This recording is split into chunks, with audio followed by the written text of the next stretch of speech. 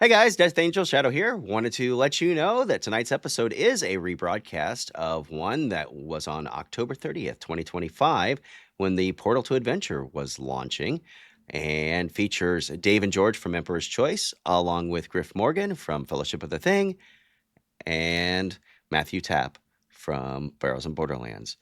This is presented unedited.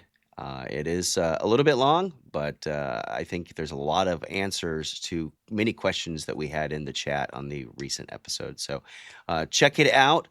Don't forget, the Harbinger edition of the Arduin trilogy is currently available for order and will be shipping very soon, September, I believe. So get your orders in now, or get your pre-orders in, as the case may be. Watch the unboxing video I did, or watch the stream if you missed it, and enjoy this one. I'll be on location. I'll be back for Monday night's game with our killer DM Dan. Until then, take care. We'll see you. Like and subscribe. My good and dear friends. This is Londo Molare, and I'm watching the Bad News Bards. By the way, I hear the Psy Corps is looking for you. I would hate very much if they found you.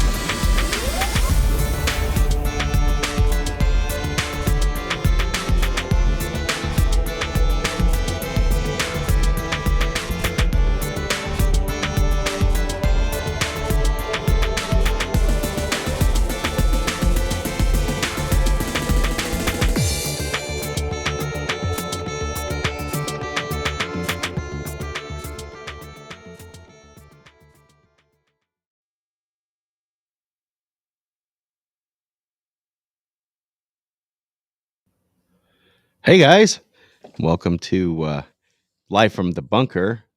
This is the East Tennessee bunker down here, Death Angel Shadow. For those that don't know me, my name is Jeff. That's my old Nick. I've got a bunch of guys that I'm ready to bring on here. We're gonna go talk about the Portal to Adventure. So, without any further ado, I'm gonna go ahead and bring them all on. There's Griff, Dave, Matt, and George. And Hello. Hey. Hi. so you guys have a little thing going, right? A little thing, yeah. A little thing. Yeah, just a little project, little fun hobby. Well, if you would, we'll start with Griff. Go ahead and introduce yourself. Tell us what you're all about, and then we'll just pass it around the horn here.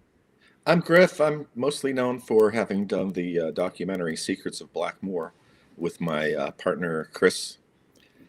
We just work on weird projects, and that was something that kind of happened by accident. And then we do other things. We've got books.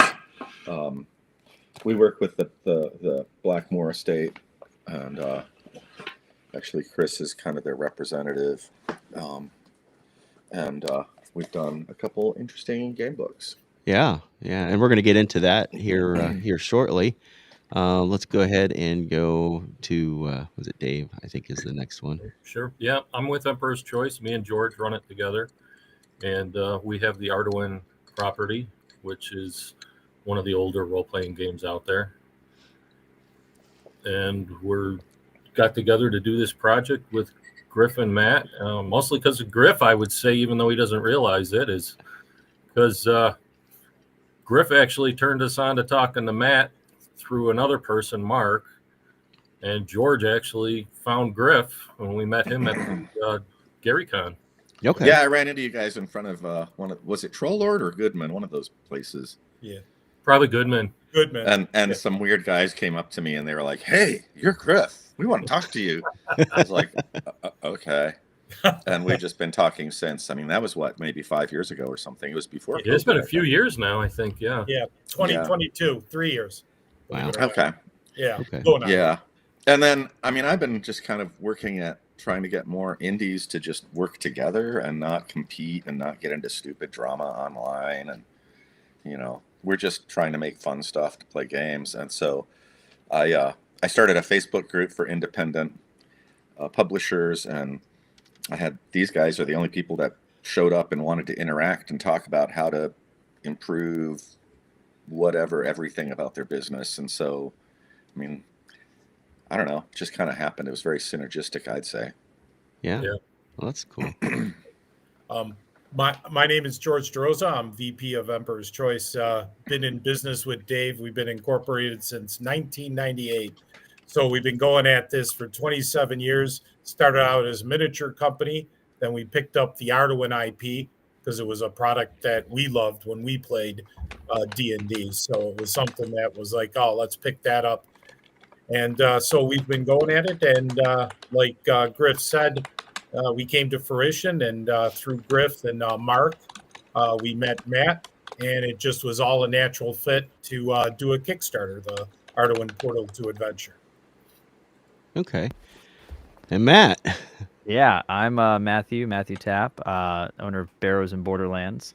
I make fun games, and I play fun games, and that's about it. I mean, I met these guys, like they said, through Mark and Griff, and then I dived headfirst into Arduin. George and Dave here. It was funny because when we first met, I thought I had never heard of Arduin or anything, and I had just been making Barrows and Borderlands, and then we found out how similar and how much they sort of met each other and worked well together. But whenever I first was looking through the Arduin material, I was like, "Oh no, this George and Dave guy. They think I've taken everything. We're both weird science fantasy.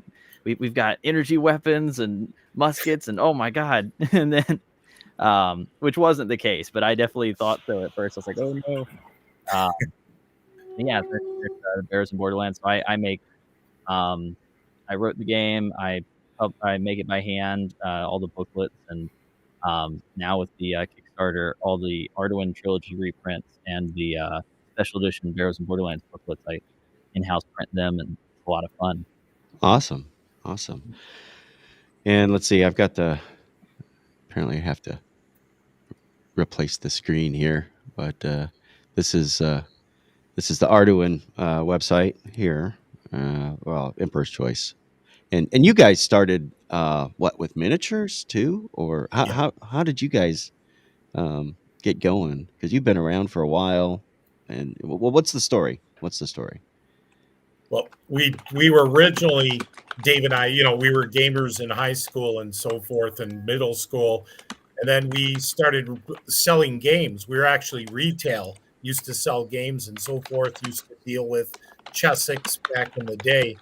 And at one point, Dave took a trip and stopped by Chessex. And that's where he found some casting equipment and molds from Archive, which was the old line that Arduin used from Neville Stockton, all the Archive miniatures. So Dave was interested, talked to them, and before you knew it, we owned a small miniature line and a caster and vulcanizer. And then we started into miniatures in the late 90s. And these are all cast, right? They're Yes, not. right.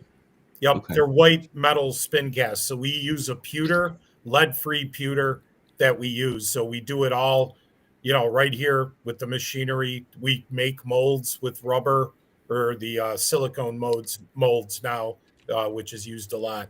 But these are all casted by us by hand, all manufactured right here, right in Buffalo. Yeah. Right up here. So we started, like I said, as a miniature company. We loved Arduin. And then Dave went on a hunt because we're like, we need something, to go with the miniatures to help, push the miniatures and to have a core system. And Arduino was, something we love. So Dave went hunting and within 3 months found Jim Mathis. And by the end of the year, we owned Arduino, and it was awesome. And then again, we've been just taking it from there. Matt's showing some of the miniatures that we sent to him when we sent him the bundle and everything. There we go. Yeah. Being big into him. Yeah. Look at that. Those are awesome, and they're very detailed.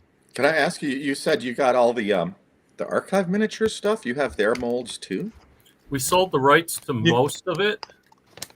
Right. We retained some of it, the Okay. Arduino stuff. Yeah, all the Arduino stuff is what we retained, Griff. And the rest. Oh, okay. Because I was crazy about archive miniatures back in the day. Like they showed up and they were making stuff nobody else made. They have like a beholder miniature, and I bought one and I cut out the eye and put an actual little crystal in where the main eyeball would be. Oh, that's So it was really fun to get it out because it was all sparkly and like. Yeah. That's pretty cool. We'd have to take a look at our mold. My God, those molds are sitting in our mold shelf. We'd have to take a look. I don't know if we, what we'd have of generic creatures. Right. We know we have all the Arduino stuff. So That's pretty awesome. That's pretty awesome. we I have, don't know who holds the rights now. yeah. I don't know who would hold it now, but I think it's passed through a couple people. Yeah, Right. we have a miniature line, 86 miniatures. We've got about 20 plus new miniatures coming. So we're going to keep expanding the line as we move forward. I'm excited about the new miniatures. I love pulling out dude, metal miniatures at the table are so much fun. And I saw this one a couple of times here, the Octorilla. I've seen him. I think he's on the cover of something that I saw in that thing you guys that said dropped a little bit earlier today. Yeah, our catalog. Yeah. Right here. We have a color catalog, and it's one of the very nice piece of artwork. Actually, the black and white was done by William Watt, and then Alberto, our color artist, went in and did it. So it just beautiful artwork. We're doing a mixture of color and black and white for our new products coming up in a couple years. Yeah, these are pretty awesome. Let me see if I can. How do we get? We're gonna go ahead and stop that sharing. All right. Sorry about that. Get my feet here on me. Mr. Boss gave me the keys.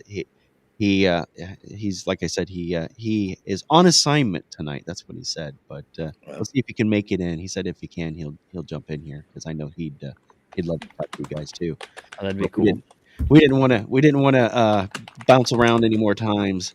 Let's see, and let's see. We've got Fellowship of the Thing here too. Oh, I got Griff's attention.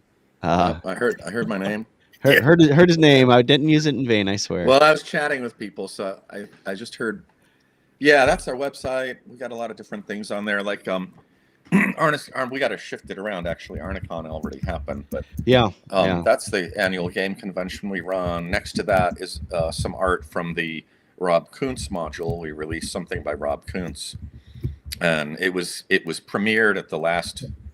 Not this year, but the previous year's Arnicon. So people who went to the convention played the module for the first time, with the designer, and we brought him over from France, which was kind of cool. We always bring people around that other people aren't bringing to conventions, and listen, and Alexander Macris, were kind of the big featured names. And when I talked to them, like Macris was just like it's been 2 years since I've been invited to a game convention or something like that, or I've been to maybe one. He was just like, nobody invites me to game conventions, and we were like, really?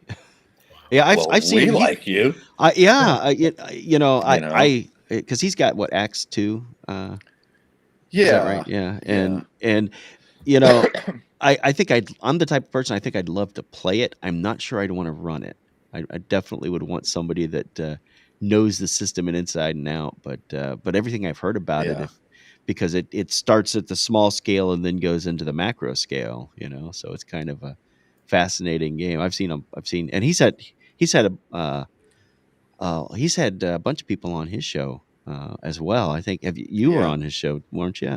Yeah, I Griff? was on there recently. We kind of talked about a lot of stuff, and I kind of feel like we didn't quite hit certain things. So he said I can come back again soon, and so I'm looking forward to that. But he was just like meeting him in person.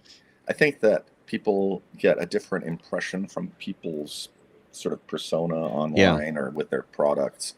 Meeting him in person, he was just such an awesome guy to be with, like really fun and cheery, and he and I were bantering and dumb jokes together. It was like I this is somebody I would just be friends with, you know. yeah, yeah, And yeah. you see that in a lot of the people you meet at game conventions. It's like, oh my God, these are just my people, right? They're just normal people in the end. They're like, yeah, hey man, Yeah, let's throw math rocks, right? yeah. But I just wanted to go through that. So you see our other books there listed Uh-huh. there, and then if you scroll down a little bit more, the big thing that got us attention, if you click the Secrets of Blackmore, is the documentary, Okay. and the documentary is just it's about the origins of how RPGs came about. It really kind of showcases the Blackmore Bunch, or MMSA Blackmore Bunch, the Minnesota gamers. They were fundamental in creating what later became Dungeons and Dragons with Gary Gygax, who later Right. came in. But they kind of devised. They were like the development group for it, you know, and Gary kind of came in at the end and provided a lot of just made it nice and slick, and he added his own ideas, but the role playing aspect of it really comes from the Twin Cities guys, Yeah. and Yeah. and so the documentary just talks about that. So we're Yeah. always pushing that. Yeah, and you can watch it on Amazon. I think you can Yeah, buy it on Amazon. you can go to Amazon. There's some places where Amazon was giving us a hard time about putting it up there for whatever reason. Yeah. So it's also on Vimeo. And I Okay. think Vimeo is kind of worldwide. Anyone who can hit the Vimeo site can watch the Yeah. documentary on Vimeo. Okay. And then if you use Vimeo, we get a bigger cut. Whereas Ah. Amazon, like, we really only make about, I don't know, maybe $1 a view off of Amazon. Like Amazon kind of It's just the 800-pound gorilla, right? So yeah, it is. I try to avoid using it actually, but it's hard to avoid it sometimes. it is. It is. Yeah. Yeah. And of course, you can order it directly from your website too, right? You can order the Yeah. DVD. Yeah, we got DVDs and what else? Yeah, that's pretty much what we're doing. Working on new projects. And Okay. Oh yeah, I see. Here's the link right here on the website. You yeah, can watch it Vimeo on demand. Yeah. Okay. Or get the DVD. I would probably get the DVD. I like physical media. I'm an IT guy, but man, I love physical media. well, it's nice to just have the thing and Yeah. like Yeah. get the little, even like the little booklet that comes inside of it. Yeah. Kind of like what is it? I got. I went and and Walmart's been having a lot of these the old '80s TV shows and stuff like that. I was talking to Dave and George before, and I'm like, yeah, I think I mentioned it to you too, about the Babylon 5 rewatch show that we do on Sci-Fi Snobs channel, which was last night. But I went to Walmart and I've got the whole box set, all 5 seasons of it. Now it ain't pretty trying to flip through, dozens of discs in 2 different boxes that are about 2.5 inches thick.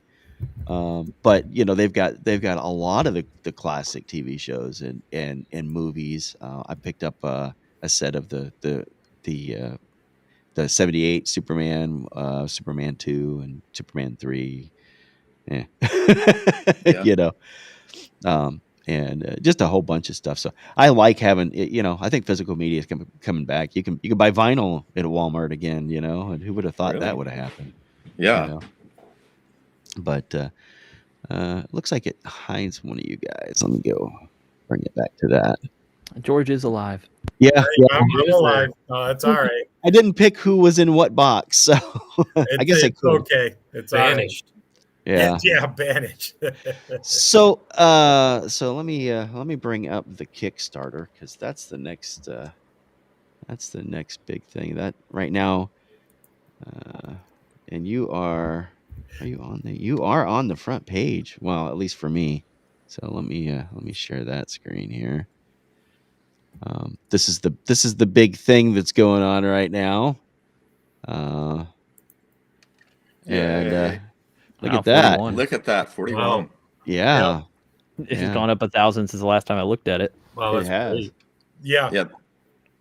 I think what's happening right now is because it's the last couple days, there's a lot of interest in Daddy Rolled a One just dropped an unboxing video. I watched it about 2 hours ago, and I was like, "What? He dropped a new video?" Yeah, and Yeah, great and video. yeah. So he's got the only almost complete copy, right? I Yes. think Yeah, was he's the got way- definitely the closest complete copy out there. yeah. Yeah. Well, Yeah. there, you know, I sent one to Fox, but it's almost like Ireland takes a little bit to get there. Oh yeah. So Yeah. Fox off RPG, but if his arrives tomorrow, he'll have an unboxing video as well. We'll see if the mail will be nice to us. Yeah. Let me bring up the chat because there's people in there, and I've been neglecting them. And we actually have a super chat. Let me bring you guys all in here. And I can't neglect the super chats. Where did it go? There it is. This one's from one of the regulars on Sci-Fi from ETV. This is Michael Gonzalez. He's one of our regular guys, and he says, "You guys started in '98. Do you have association with Emperor's Choice Games?" And talking about one in Chicago in the late '80s or early '90s. Are you familiar with another one out there? No. no, not at all. Interesting. Didn't even know Yeah, didn't know it another until one just now. existed. Yeah, I did look for a couple Emperor's Choice. I found a lot of Chinese restaurants. Yeah, Yeah. yeah. Yeah. Popular on that circuit. Yeah. Yeah, I'm surprised we don't get orders for I was gonna ask, do you guys get people calling up trying to get some suburban chicken or? yeah. No, but my phone number did used to be associated to a Hayes fish market out here. Oh, did you? And That's amazing. it just got tired every Friday night. It was getting tons of orders.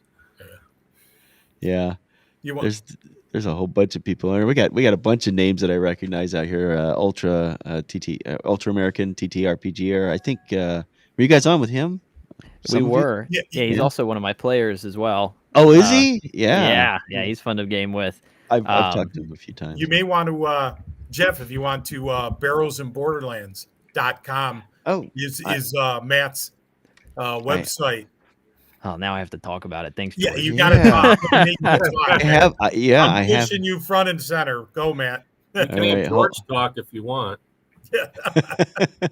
I'm being nice. I start talking, and Let's bring Matt's up here. Let's see here. All right. I don't need to be. Let's swap this. Yeah, there's my product, Death Angel Shadow. Yeah.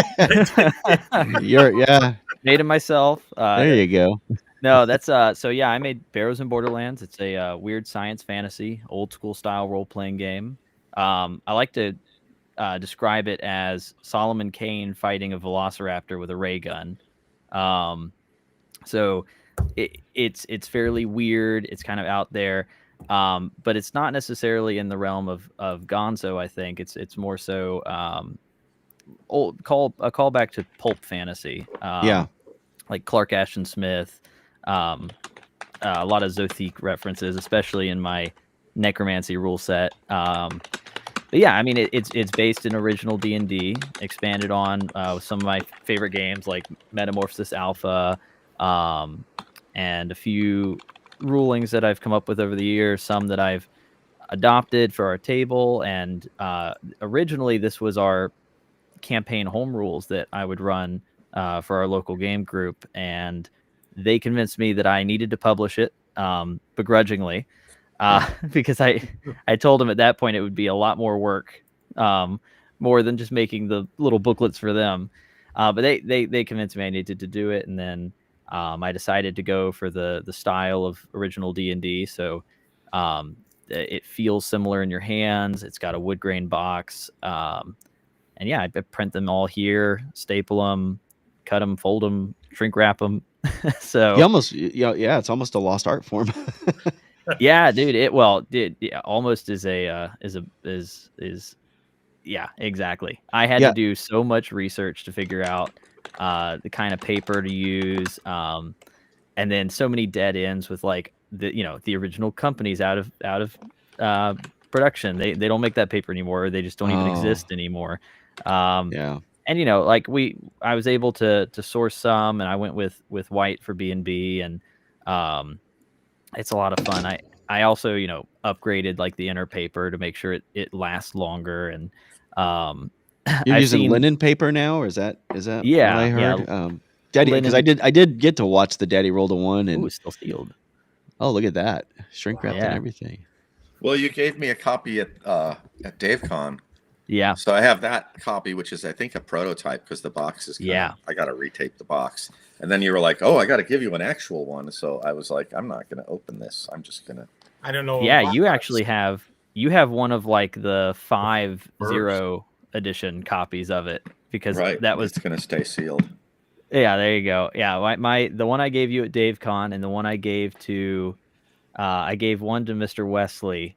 I had so much fun in his Brownstein game, but it was funny because I was almost reluctant to give the box away because I'm like, oh man, this box is so poorly made. This is like the first one. Yeah. But yeah, no, it was I only made like 5 of those free copies, and then I had originally planned to only like 30 of them for the local game store here, and then maybe a couple to bring to convention or something. And then while I was there at DaveCon, I had like 20 people pre-order, and I was like, oh, I actually have to do more. So immediately hit the ground running printing when I got back, and um, yeah, first printing boxes were all. I even cut the cardboard by hand and made them by hand, and then that afforded me the option of getting better quality boxes for the second printing, and those are the same boxes I use today, and the same boxes that we use on the Arduino Trilogy reprints, which I've got. I'll pull up here in a second, but yeah, I mean, the main thing too is we run this game with about 170 people on Discord and about 20 people in person, with about 11 referees that kind of run it like for any new school gamer, they'd recognize it more like an MMO style game. So, Okay. Yeah. but Yeah. closer to, I really took it to heart, the whole 20 to 50 player thing in the OD&D, and I was like, sure, come join. Eventually the table got really big, and I was like, okay, I need some more referees here. And then it just kept growing, and then recently too with Questing Beast video and all the awesome reviews out there, like Lord Matthias did an unboxing, Foxsoft RPG did an unboxing. So it's been growing, and I've been having a lot of fun wrangling cats over Discord. I'll bet. And speaking of Lord Matthias or Lord Matthias, however we want to go, he's actually in here. There you go. Yeah. I keep on forgetting to turn on the chat here. Well, let me show it on the stream. We can show it on the stream that way everybody can see it. There's a whole, like I said, Roger's in here, of course. Now, Dave and George, you guys know Roger, right? Yeah. And I think, did you say Matt was going to try and make the trek up there to CNYCon? Yep. I Yeah. will be up there this year, so that'll be my third ever con. My first con was Dave Con, and I just went to Arnicon. So CNYCon will be my third one, so that'll be kind of fun. Okay. I don't have, well, I say third one. When I was a kid, I went to like Dragon Con or something down in Atlanta. Yeah. But Yeah. that was not the same kind of experience that you get from like at DaveCon and at Arnicon. I was able to actually play games with some of the original creators. Bill Hoyt was running his war game. Of course, Mr. Wesley and his Brownstein. And then at Arnicon, I got to play in Banania, which was extremely fun. I haven't heard of that one. Dude, it's Banania. pretty good. It's Yeah. If I had to describe it, and I know Griff will correct me if I'm wrong here, but it's like Brownstein 1, a little bit more organized, and kind of like a marrying of that between that and a war game. So, because you're actually moving some troops around on a board when it comes to Banania. Yeah. It was a lot of fun. I also saw some guys up there that were doing what was the 1800s game that they were doing that The he had a pretty cool map. Bronsteboyne thing or Bronste? Yeah, Bronsteboyne. Yeah, that one looked pretty good. My schedule didn't allow me to play in it, but the guys did really good on their graphic design on that map, so that was kind of cool. Yeah, it looked really good. That was the Canadian contingent. They're yes, just it fun. was. They're like really awesome. Yeah. Oh yeah. Yeah. But, well, that's yeah, I mean cool. that's kind of the beauty of those smaller cons because you can actually go up there and game, and that's Yeah. kind of the point. The bigger ones, like when I went to Dragon Con, it was like, well, we made it to the shop or like the vendor hall. Okay, we've got like a 3-mile hike to the next seminar, and we never actually found a game going on. All the ones had filled up, or it's too much noise going on, and yeah, nobody's got time. So Yeah, and actually, we're gonna be having another special stream on Saturday talking about cons. yeah, And the what I'm calling it the rise of the minicon. It's almost a return to the minicons because that's kind of the way they started. I mean, you guys, Griff and Dave and George, I'm sure you guys have been gaming longer than me, and I've been doing it since 7th grade. I'm in my 50s, so I'm not. yeah, I know. yeah, either that or you went into the machine and it reduced your age by 30 years. Right. Which Dave and George got, didn't you? That was the episode. Yep. By the way. But yeah, drawl. Yeah. But at any rate, I've been to one con, and yet I've been gaming, and I've been wanting to, but every time I see like Dragon Con. Dragon Con's probably the closest big con to me because I'm only 3 hours from Atlanta. I'm up here in East Tennessee, so I'm probably just a couple more hours and I'd be over by you, right? I think you're here in the South too, aren't you, Matt? Yeah, over in Charleston. Oh, you're in Charleston. Okay. Yeah, Charleston. So- Were you born and raised there, or I was born in Sherall, South Carolina, but nobody Okay. knows where Sherall is. I'm sure Yeah. somebody in the chat knows where Sherall is, but it's a tiny town. Yeah. But I've been in Charleston now for just about 6 years. So, Okay. All right. Well, I've been in Tennessee for about 5, so man, I grew up next to Disney, so that was my I had to the South left me when I was young, so I kept on threatening I was going to move up south, and I finally did it. Tennessee, the land of mountains and Pigeon Forge. Well, yeah. Well, the past 3 days it's been the land of rain and rain and rain. I'm like, wait, this is not Seattle. Come on, y'all. I'm getting it here too. Oh yeah, it's I don't know, and it's been sticking around, but you guys are doing great on this. You blew through. You only had a $5,000 goal for the Kickstarter, and you've 8 times that. Yeah. So Yeah. and we're down to the last day and a few hours, really. Yeah. Well, It'll end tomorrow night. Actually, 1 minute into Saturday, midnight, 12:01. Okay. It's gonna end.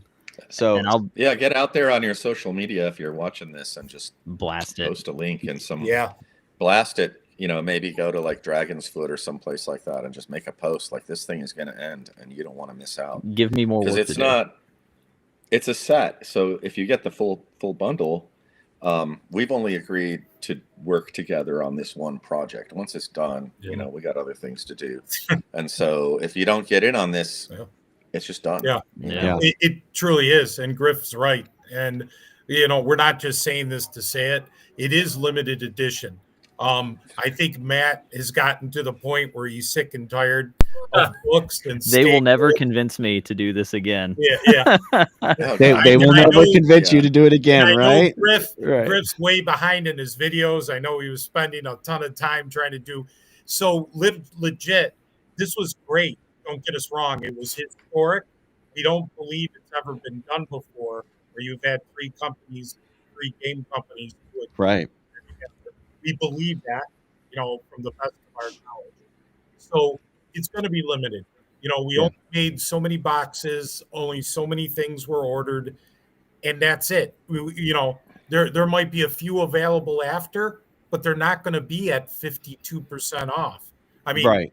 $145, Yeah. you're getting $304, but we've said it a couple times now. We never took into account Dracula in Space, the Rancid Maw, and the Radioactive Radiation Boogaloo. Boogaloo. The cost is close to $400, and that's being completely honest with that. We're serious.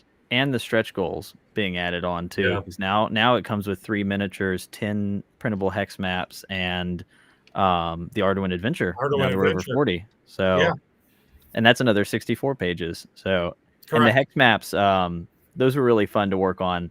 I hand drew those, styled off of well, actually, it's in the style of Arneson's old outdoor survival map. So Dave Arneson's, and if you you can actually line it up and play outdoor survival on it. Oh, Griff's got something cool there. Well, I gotta find it. Yeah, but I mean, it's sort of a if you, I see a lot of people, like, you know, if you're on Reddit, make a post about it on Reddit. It's sort of weird. If I go and post about it, sometimes I don't. Sometimes they'll just delete my posts because they tell me that I'm promoting my own. It's like blatant self promo, and they you're hiding behind it. Yeah, God. Sorry. No, Matt and I were playing Leapfrog. Yes. Well, what No, Oh, there we go. Yeah. Oh yeah, This there guy it is. here. Yeah, I don't know if you This can blow guy that here. up, but yeah, that's the Arneson map. Oh, I guess. If people don't We got it realize, right there. yeah, Yeah. yep, Yeah. right there. If people don't realize, Matt made 10 hex maps that can be in the same style as Dave Arneson's right Yeah, there. this The is- one Griff is holding up right there. This And- is an Arneson drawing, hand drawn, a reproduction of the outdoor survival map that he used to run his own campaign early on. So it was his own hand drawn version, right, Griff, of that? Yeah, I think this is from maybe 1972 or something Oh, like wow. that. Well, that's That makes sense. That's even before I was born. So you know. Yeah. Well, So I mean, so it's Matt, old see, you stuff, don't feel yeah. so young. yeah. So that was out of this one.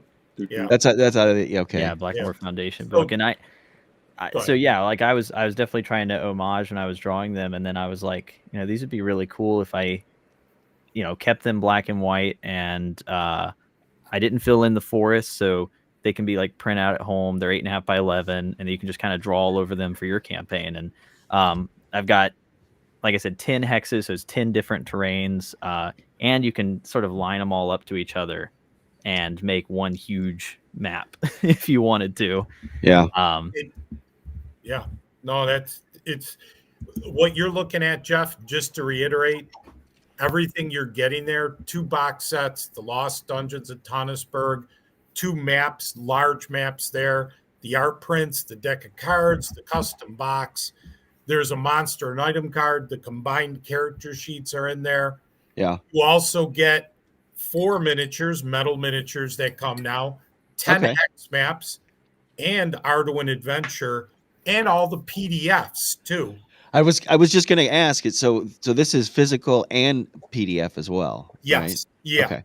Yeah. And the PDFs are the certain core books. So I just want to make sure people realize that. But you're also getting the PDF for the character sheets. That was where I was going, Yeah. because yeah, I mean, you know, if I get those character sheets, I'm not sure I want to mar them up, you know. Yeah. I would kind of keep them in pristine condition. Yeah. So Which actually the character sheet, that combined character sheet, yeah. is already available on Matt's barrelsandborderlands.com. He has it available as a download, which you can get it right now, but it'll come with the PDFs in the Kickstarter. So that bundle is not only physical, but basically the other 2 rewards, which are the PDFs and the Arduin Trilogy box set, it's already in the bundle. And I know I'm just trying to emphasize $30 for PDFs, $85 for the Arduin box set. You're already at $115, $30 more. Look at how much more you get. Right. Right. And I know Daddy Rolled a One showed it, and Matt just showed it. It's all high quality. We didn't skimp on this, and I just want to say it over and over. Everything to, you know, Staples, right, Matt? How many hours of conversation on Staples? Yeah. Where's your stapler here? Yeah, he loves to show this off. I know. Look at that beast. Insane. You know. You're muted. You're muted. My old stapler is like a third of this size, and it's got tape all wrapped around it, which is what I printed all the second and third edition, or not edition, but printings of BNB on. And so whenever I went to go try and staple an Arduin 100-page monster, I was like, guys, I think we might need some better staples. Yeah, I heard you guys had like a lengthy discussion about staples and all Yeah. that. It was like Yeah. 3 days long. Yeah, we But- kept going on the staples, and we're like, okay, we want good steel staples, so they don't rust very easily. Longer staples, which we are using, so that they cover in the book.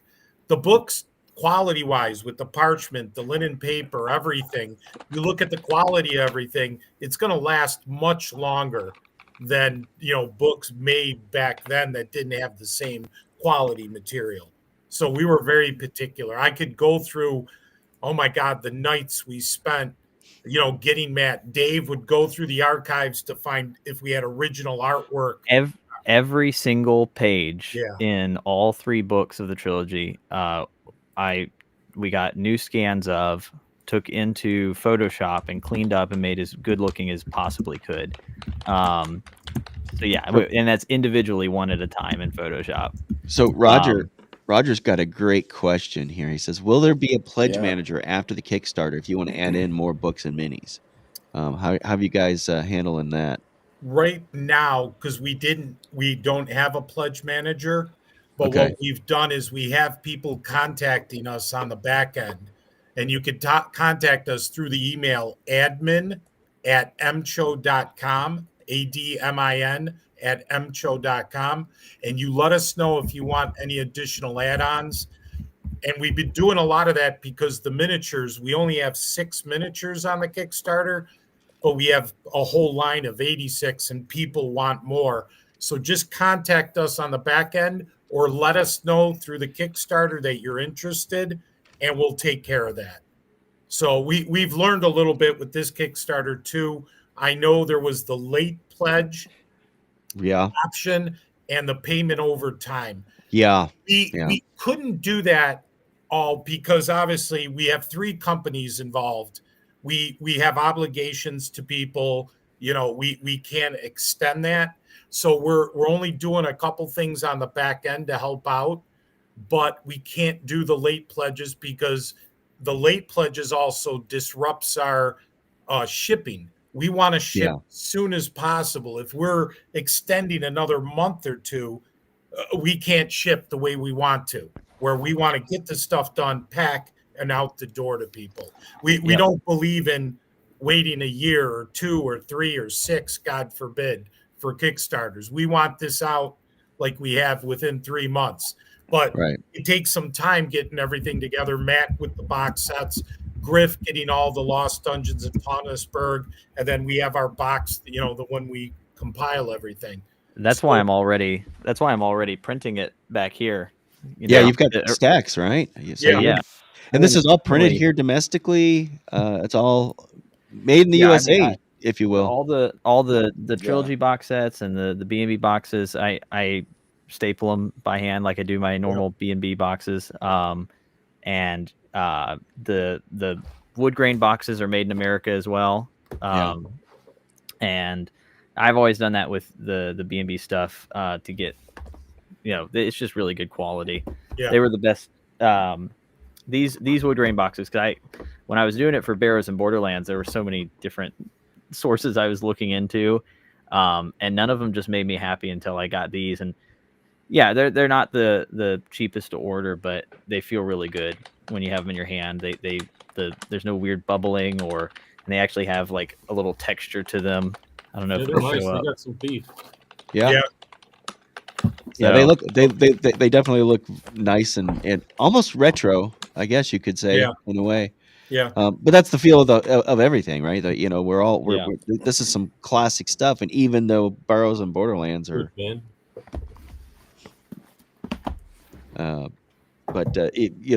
That's well. When did Barrows and Borderlands? When did you come out with that, Matt? Earlier this year. So it's pretty new, but it's definitely the OSR feel.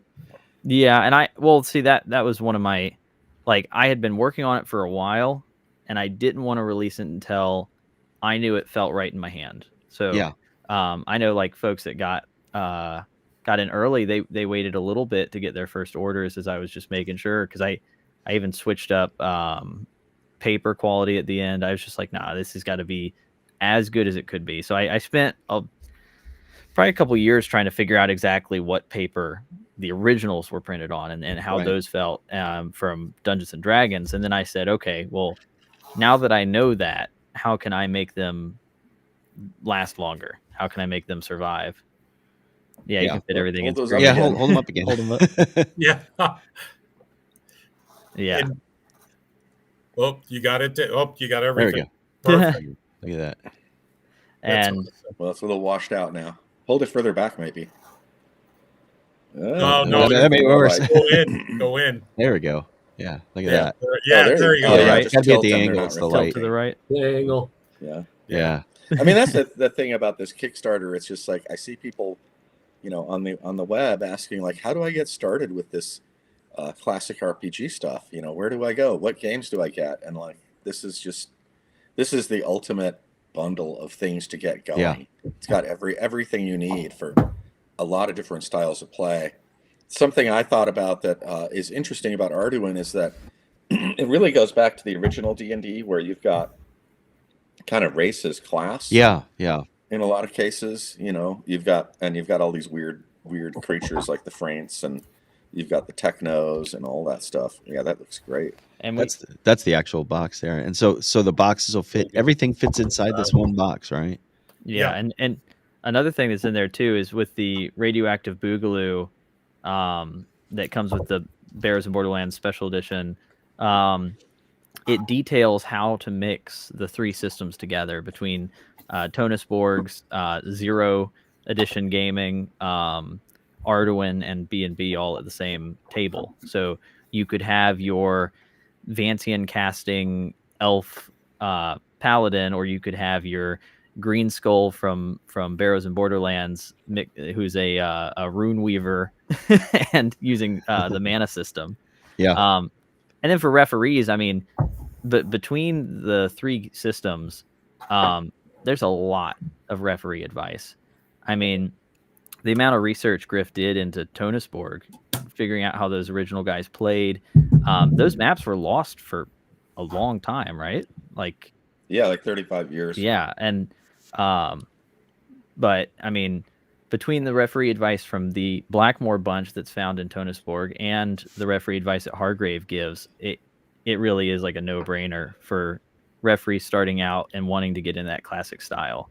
Yeah. And I know we mentioned it, but we'll mention it again. Matt did a compatibility guide that's right in Radiation Boogaloo, and it tells you how to play all three games together, and you can mix and match, use what you want, take out what you don't want, right in the limited edition version right there. And Matt has a whole guide. I think it's page 6 actually that it starts. Yeah, it's page 6, 7, and then the character creation. If you want to make a mixed character between the three games, it's on 8 and 9, and all the new saving throws, so we can have some standardization. And if y'all go to the Barrows and Borderlands website right now, y'all can download the PDF version of Radioactive Boogaloo and go ahead and see what the games look like when they're mixed together. Okay. And you can join the Barrows and Borderlands Discord at discord.gg/Barrows and Borderlands. Let me see if I can get that. Tag that in there. I can send it in the private. Yeah. Give me the. Yeah. Because I have the Discords for my Get Discord, and then the Sci-Fi for Me TV. Discord. One other thing I wanted to mention with the PDFs. One of the PDFs is Matt's hex map that he made for Barrows and Borderlands. Correct, Matt? Yeah. I threw it together. Go ahead. That one was mainly because my home table hex map, we use the outdoor survival board, and I know that you can get them sometimes on eBay. They pop up everywhere, but I was like, well, I don't want to like reference using it if nobody can find it, so I handmade one that lines up to the board with some modifications to fit our campaign setting, and that's just free downloadable on the BNB website. And you could print it out at home and use it to track your game. And then, we've been playing on that map for a very long time. I guess a lot of people have, technically, because of the outdoor survival board. But so yeah, I mean, you can download all that stuff. The website will, if you click on it in the products tab, it'll redirect you to the drive-through for the free stuff. I found out recently that Shopify was charging me for my free downloads on the site, so now they redirect you. Drive-through doesn't do that. So Okay. but yeah, so we've got that, and we've play tested it with my home players. I've got guys running around the campaign world right now who are Deodant star mages and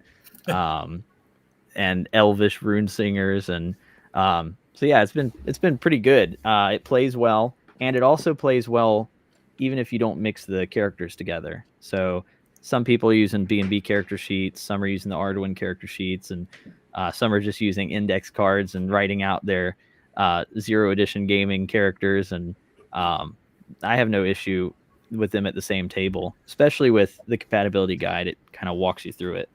I mean, the website has some other compatibility guides as well. So if folks out there, I know a lot of folks like Shadow Dark, and I've got a compatibility write-up up on the website under musings. I was going to ask that because, Yeah. like one of the things I've been into really is with the Troll Lord guys and Castles and Crusades, and so you've got not just you've got your rule set, but then you've also got an adventure in Barrows and Borderlands as well, or how are you set up in that, or how would you integrate something like that?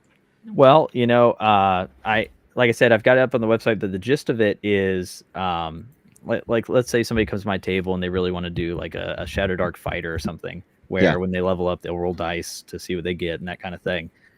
Just run them at the table. I mean, they're rolling dice to see what they're trying to hit anyway. I might tell them to use descending armor class so that I don't get confused when people are telling me numbers. But either way works fine. I actually have a compatibility for that in Barrows of Borderlands as well. Just a quick little how to use ascending armor class if you like that better. And I've got a few of those compatibilities planned to put on the site and everything. Any of your newer gamers are probably going to be more familiar with that as opposed to the descending, right? So well, it's funny. I actually have a so I went on the site and I was challenging myself last night, and I was like, how do I do a 5e compatibility guide with the Portal to Adventure content? Right. And I sat there and I typed up, I went, okay. And then basically I stripped 5e and wound up. Yeah, I found out that if you rewrote it, you rewrote 5e. Here's the thing. It only took 8 bullet points. If you get rid of 5e feats, subclasses, and skills, then you wind up with BX D&D. And then from there, you just add in the content like you would for BX. Yeah.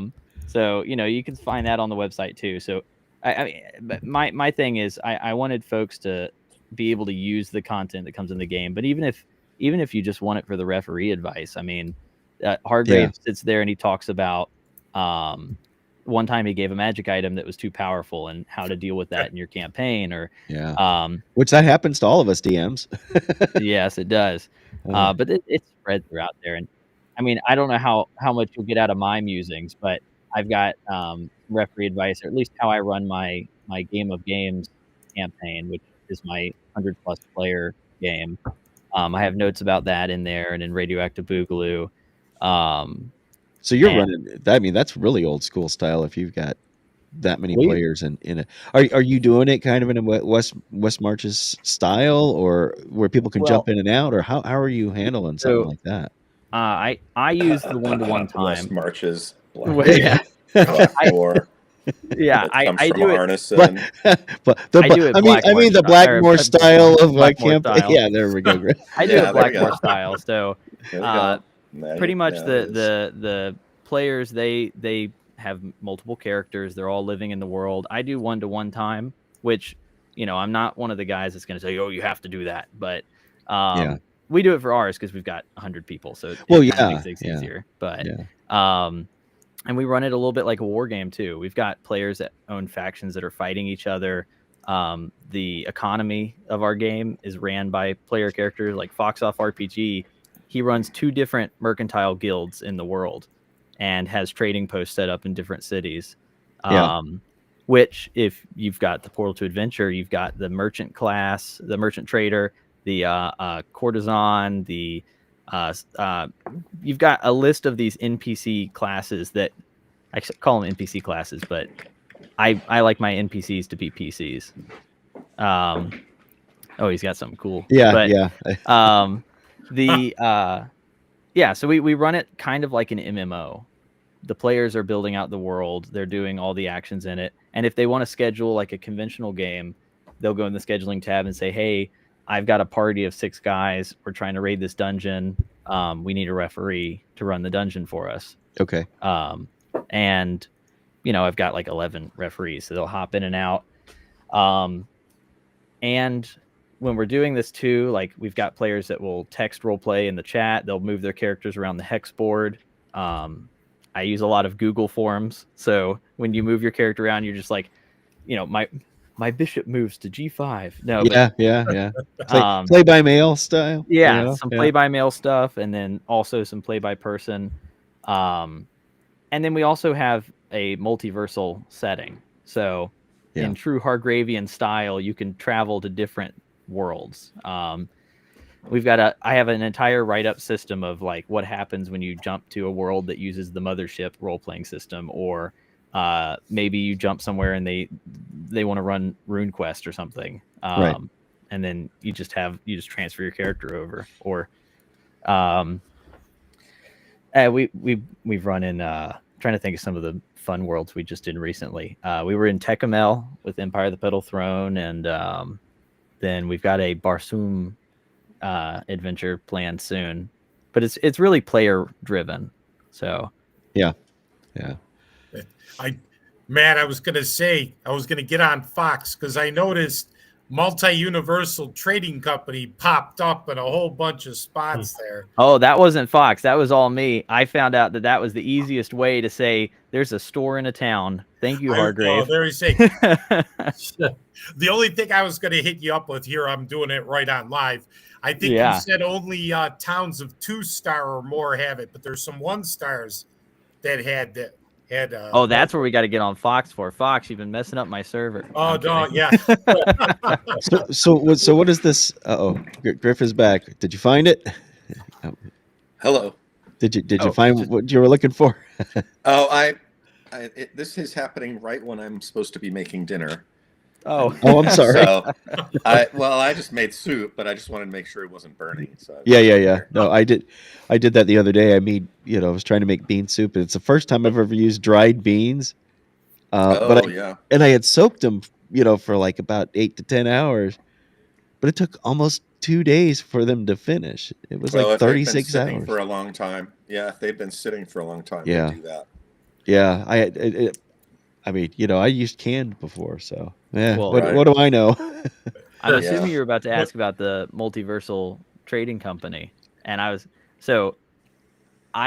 will let George and Dave tell you all about that, but I'll just say it's one of the coolest things that makes my life easier as a referee. But so tell us all about this. What is this?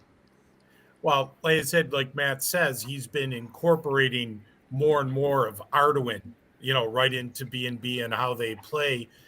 And like Multiversal Trading Company was a company that was universal wide, that was in Arduin, that could give you access to all types of equipment and items, high-tech things in Arduin. So it was a way for Hargrave to have things that could come from different worlds into the world, or come from your world to the outside. So Matt, like he said, in his game, I know Fox and some others have taken that. It's a way for Matt to have stores in different locations in his world that has all types. Dave had these huge price lists on all types of items. You could buy all types of magic and, like I said, high-tech weapons from what was called the Multiversal Trading Company. But it was also a homage because Dave Hargrave owned an actual game store, and it was Oh, called he did. Okay. Multiversal Trading Company. So it was a real life game store, and he put that into the Arduin universe. That's fascinating. All right. So what is this about these? Oh, look at that. I got a chair stream now. I should make that one big. What's this 1-star, 2-star towns you were Okay, talking about? so this one's Explain pretty this cool. one to me. You explain and it, Matt. this is something that so I'm building off of a Hargrave idea, and this one will show up more if you come play the game with me. You'll see it right away. But in the next Radioactive Boogaloo free download PDF, Radioactive Tougaloo, I'll talk more about it in there. But it is so Hargrave in Arduin, he does this system where he rates inns and taverns based on a 1 through 5 star rating, like Michelin stars. Sure. And I looked at that and I was like, oh, this is the best part of this book. Because like all the other cool stuff aside, I was like the star rating system. Because what it did is you could put an inn in any town and just put 2-star on it.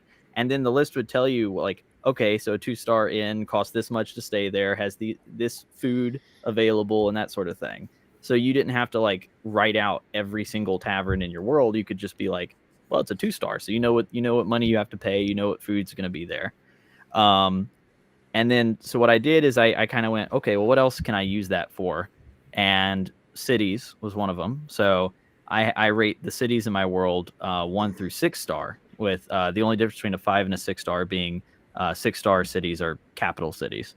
So and that tells me like if you're in a 2-star town, I know that there's going to be like a blacksmith and a court and these sort of things in that town without having to write it out every single time. So when we're playing on the Discord, your character, if you're doing solo play or whatever else, and you enter a 2-star town, the basic things that'll be there. And then if there's anything special, well, then I write out the special stuff, but I don't have to rewrite the boring stuff over and over. It saves you all the yeah. And then I went, okay, well, what else can I use it for? So the guilds in our world, the guilds are rated 1 through 6-star again, 6-star being multiversal when it comes to guilds. And those guilds can, you can level up faster. You can learn spells in the mages college and mages guilds. The fighters guilds will get you jobs, slayers guilds for assassins, and thieving guilds and all this other stuff that, that, okay, there's a 2-star guild. It's going to cost me this much to join. The dues cost me this much, and I'm going to get these benefits from it. So I've been playing around with the star system from Hargrave a little bit. I've gone a little crazy in the next Radioactive Boogaloo with it. But it's been fun. It makes the campaign very easy to run. It also means that if there's like a town or a village or a guild that I haven't fleshed out, I've just given them a name. Another one of my referees can come in and fill that information out for me. And I know that they're not going to go too crazy because, well, they know that it's a 2-star village or a 3-star guild or whatever else. But that's sort of the gist of it all. It's kind of a good way like that. Yeah. And it's kind of. No, go ahead, Jeff. Go ahead. I was gonna say that. No, I like that. I like that idea, and I've got the QR code up there. You're going to see that also in the future too. Okay. In Arduin Bloody Arduin coming down the road. Yeah, I was reading something about that. So you guys are planning on fulfilling this really quick, right? I mean, for the most part, what is it? When are the PDFs going to be out, and when is the box supposed to ship? You think the PDFs are scheduled for December? They have those available, but again, December for the PDFs, February for all the physical products, 2026. But in both cases, whatever is able to be completed as quick as possible, then we will ship.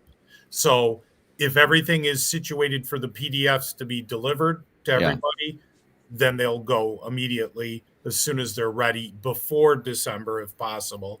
Okay. And the same with the physical product. If we're able to compile everything we need together as quick as possible, then we will ship as fast as possible to everybody and try to get everyone's hands. I don't want to promise a certain date, because you never know. We're situated here in Buffalo, and 3 companies involved, and we got 3 different types of shipping going on to each other. So, like I said, we're confident. We have good Shipping, you mean driving? Someone's going to be driving to Buffalo for the first time and Yeah. delivering box sets, but we have a plan. We have some backup plans, but I will say this: if everything comes to fruition and aligns the way we believe, we think everybody will be getting everything much sooner than February. Let me Okay. put it Yeah. as And- long and- as everything comes together. And let me read this from Ultra because he he pointed out I missed it, like trying to look at 4 different screens here. He says he was putting out Portal to Adventure as Ultra American Made. Yeah, he's making a play off of his name. Ultra He's American made is true. In the you're game, about it as American as you can get, right? well, in the game itself. Okay, so this is a fun story. Ultra and I had a conversation about horses that lasted for 5 days. I believe it. And long story short, he hated my horses. I didn't explain enough. So, when I was gathering stuff for the 3rd printing and everything and getting things together, I went, okay, you know what? I'm going to add another description here for these horses. And in the book, I actually have at the end of it that the horses are Ultra approved to make sure there were no more arguments about it. Oh, now we Look know. at that. I confirmed that he liked my That's horse funny. rules before I finished publishing. And not just that, there was another conversation. This one's hilarious, but okay. He was playing in a game, and Jacob, one of the other referees, gave him a magic item. I actually think it was his character gave him his magic item, and it was just a +2 spear. Nothing crazy, just +2 spear. He gets this thing, and he goes on Discord and goes, oh, what does that spear do again? And our buddy Mark, who introduced me, between him and Griff, introduced me to George and Dave. He was messing with Hunter a little bit. He goes, oh, it drains 5 hit points every round that you use it. And he was like, what? No, that's not what it does. This went on for another couple days, by the way. Yeah.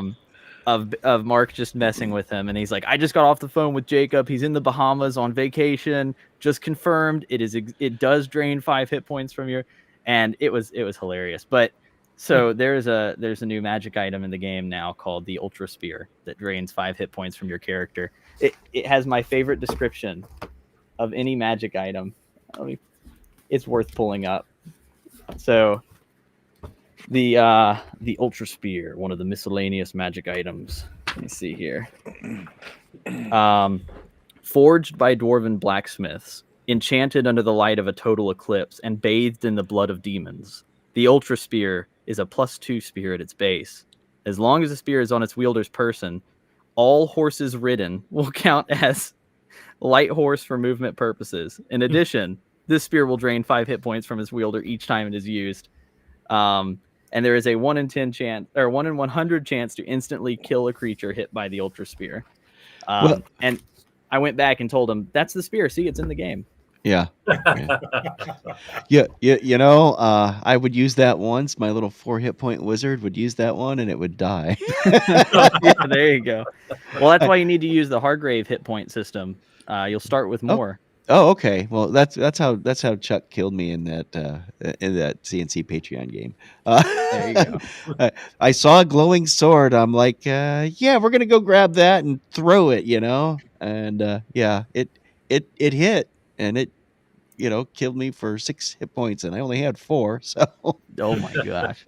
well, first level. What can you say? Yeah, this isn't. These games are not 5e. That's for sure. Which is what I've been told that my my dungeons are a little hard. I guess some people don't know how to handle them. I guess. Oh boy, here we go. So one of the players, Fox Off RPG, said that my Dracula in Space dungeon is a 6th level funnel, and and then so when we were getting things together as well for the Rancid Mall, George and Dave decided, yeah, let's make this, because we've got in the Radioactive Boogaloo, you've got a 1st through 4th level dungeon, made for characters of 1st through 4th, which is always a lie. And then the Dracula in Space, it says that it's made for levels 5th through 8th.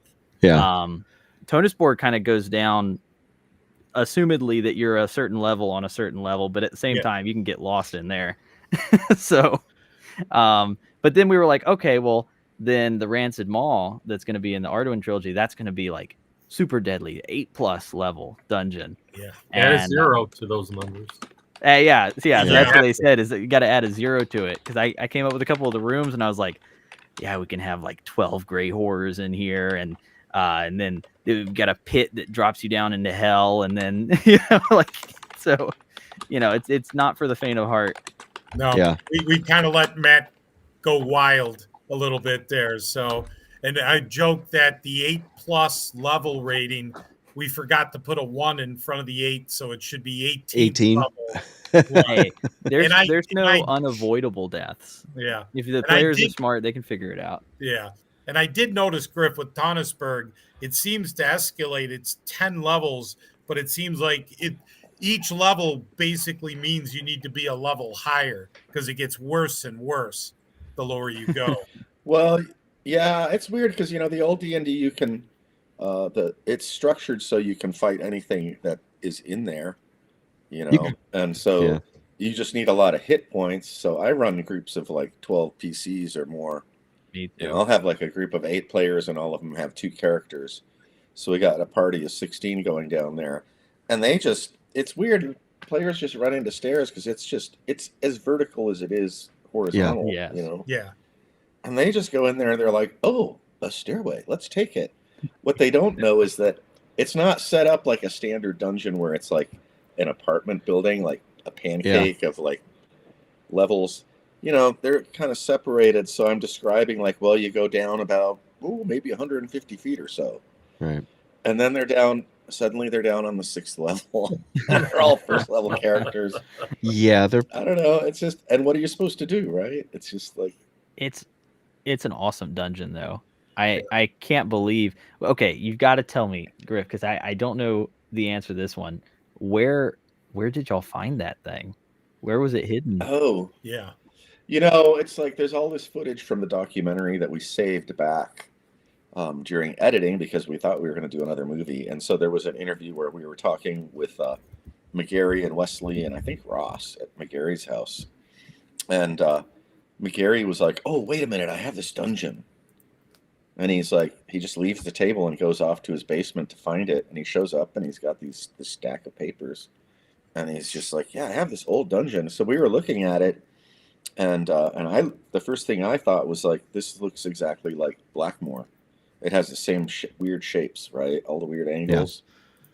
Yeah. And hallways that just bisect spaces and create weird areas.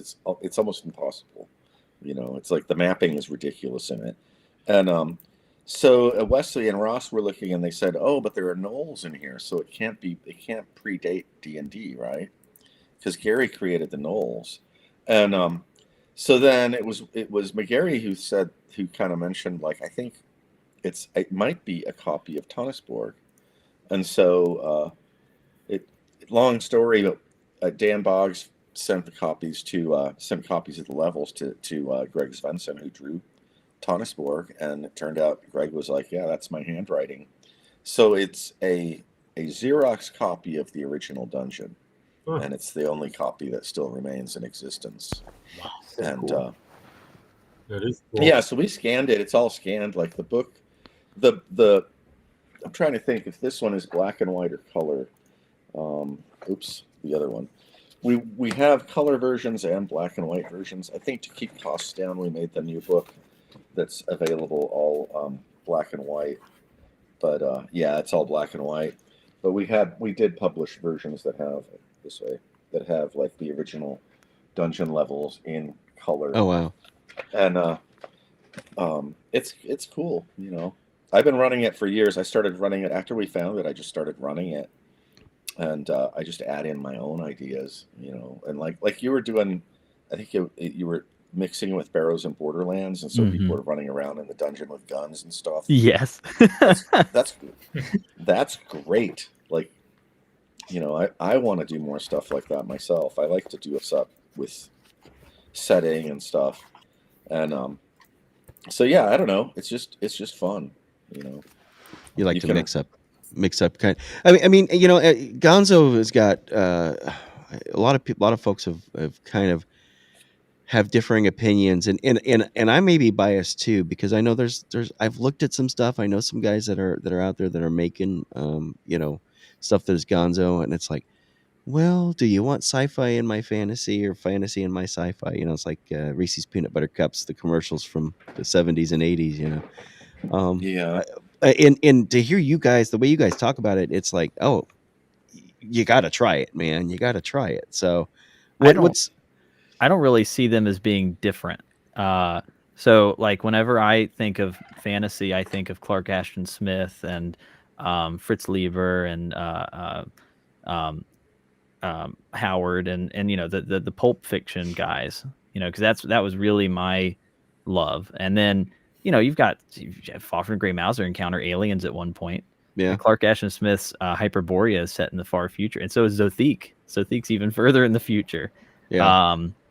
And you know, like it's got undertones of it. I mean, every session of my game is not just Star Wars, but we've got fantasy, but it's that delving deep in a dungeon, and then you know, the walls are starting to turn metal, and then there's these weird black mirrors that are showing green lights on them, and you're like, whoa, where am I? Like the Barrier Peak sort of feel. And Right. I was gonna say even Gary did some of that stuff. and it goes all the way back to Arneson, because I've seen in Secrets of Blackmore, y'all talk about it, and Bill Hoyt was laughing about one time they were doing a war game and they had like war elephants, and somebody brought out like a phaser. yeah, Blackmore Foundation. It's in there. It's all the original write-ups of Blackmore before D&D was created, before Arneson and Gary were talking. He's mixing sci-fi with fantasy. Yeah. And but I hate the term Gonzo, because Gonzo makes it seem like it's kind of stupid. That word kind of implies that it's kind of stupid, and it's got a negative connotation. It has a negative connotation, and I do the same thing that Matt's doing. I mix up sci-fi with fantasy, and it makes it more interesting. I guess there's that whole literary style of Sword and Planet. So it's a planet, and there's magic on the planet. Yeah. But there's also decrepit tech. Empire of the Petal Throne is really a sci-fi post-apocalypse. It's like far-flung future planet that gets sucked into a pocket universe, and then society collapses. But it's like these people live in these sort of like Roman, a mix between like the Romans and maybe the Inca and Aztec. Yeah. And, almost Southeast Asian too. It's got a lot of cool. Yeah, it's got all kinds of stuff. But then you have, if you go down in the dungeon, there are subways, and the subways take you between the cities. And we were doing an interview. The guys are having me interview some of the old Arduin guys, and one of them was talking about a dungeon. I forgot what the dungeon was called, but the player described it as like a really sci-fi setting. And they were going down into this like totally sci-fi place, and then these guardian things showed up, like robots or something, and he didn't have the sense to just leave them alone and was messing with them, and he got taken out. And it was that sort of thing of like, you know, you have characters, you have a stable of characters, and you bring them to different sessions of different DMs, right? Yeah. So the guy shows up with this character that's something ridiculous, like, I don't know, 15th, 20th level, whatever. And he said within a half an hour of the game, his character got killed. Yeah. Like, and in the old days, you were nursing these characters for years, you know. In my own campaign, I don't know how Arduin leveling up works. It might be a little faster, but there are more levels. In original D&D, my original campaign, I think it took 2 years for the thief character to get to 9th level. And everybody else was like at maybe 5th, 6th level in that 2-year span. And there was a trail of dead bodies throughout the dungeon from, you know, and so I'm losing the thread here, but it's a mixture of a lot of things. I guess that's my point. It's like if you start mixing it up, it's interesting. When you're in Real quick. Well, I was going to say, like, if you're in the, like, if you guys come join the campaign there, I mean, most of the time you're going to be there. There's going to be, there's some mutants and there's this radiation thing going on, but the world outside the Borderlands is living in almost a 17th century flintlock and saber sort of world. There's sailing ships and all that because they don't really understand the tech. To them, it would be the same as magic. You've got this black mirror that shows lights on it. They don't know it's a computer. That for all they know, it's a witch's black mirror. But so it's hidden sci-fi. I have a city out in the world where this ancient library is, but it's guarded by, they call them angels, but they're just giant mech creatures. So I think it was Baron in the chat who was alluding to that about Asimov, his quote about magic and technology, and I believe it's basically to the effect of that technology that's in advance of whatever your civilization is looks like magic to you. So certainly it's plausible, for to go down that path and say, well, look, these guys, like you said, they're kind of 17th century, and they're looking at they're seeing some sort of technological marvel, and to them it is magic. It's no different than magic.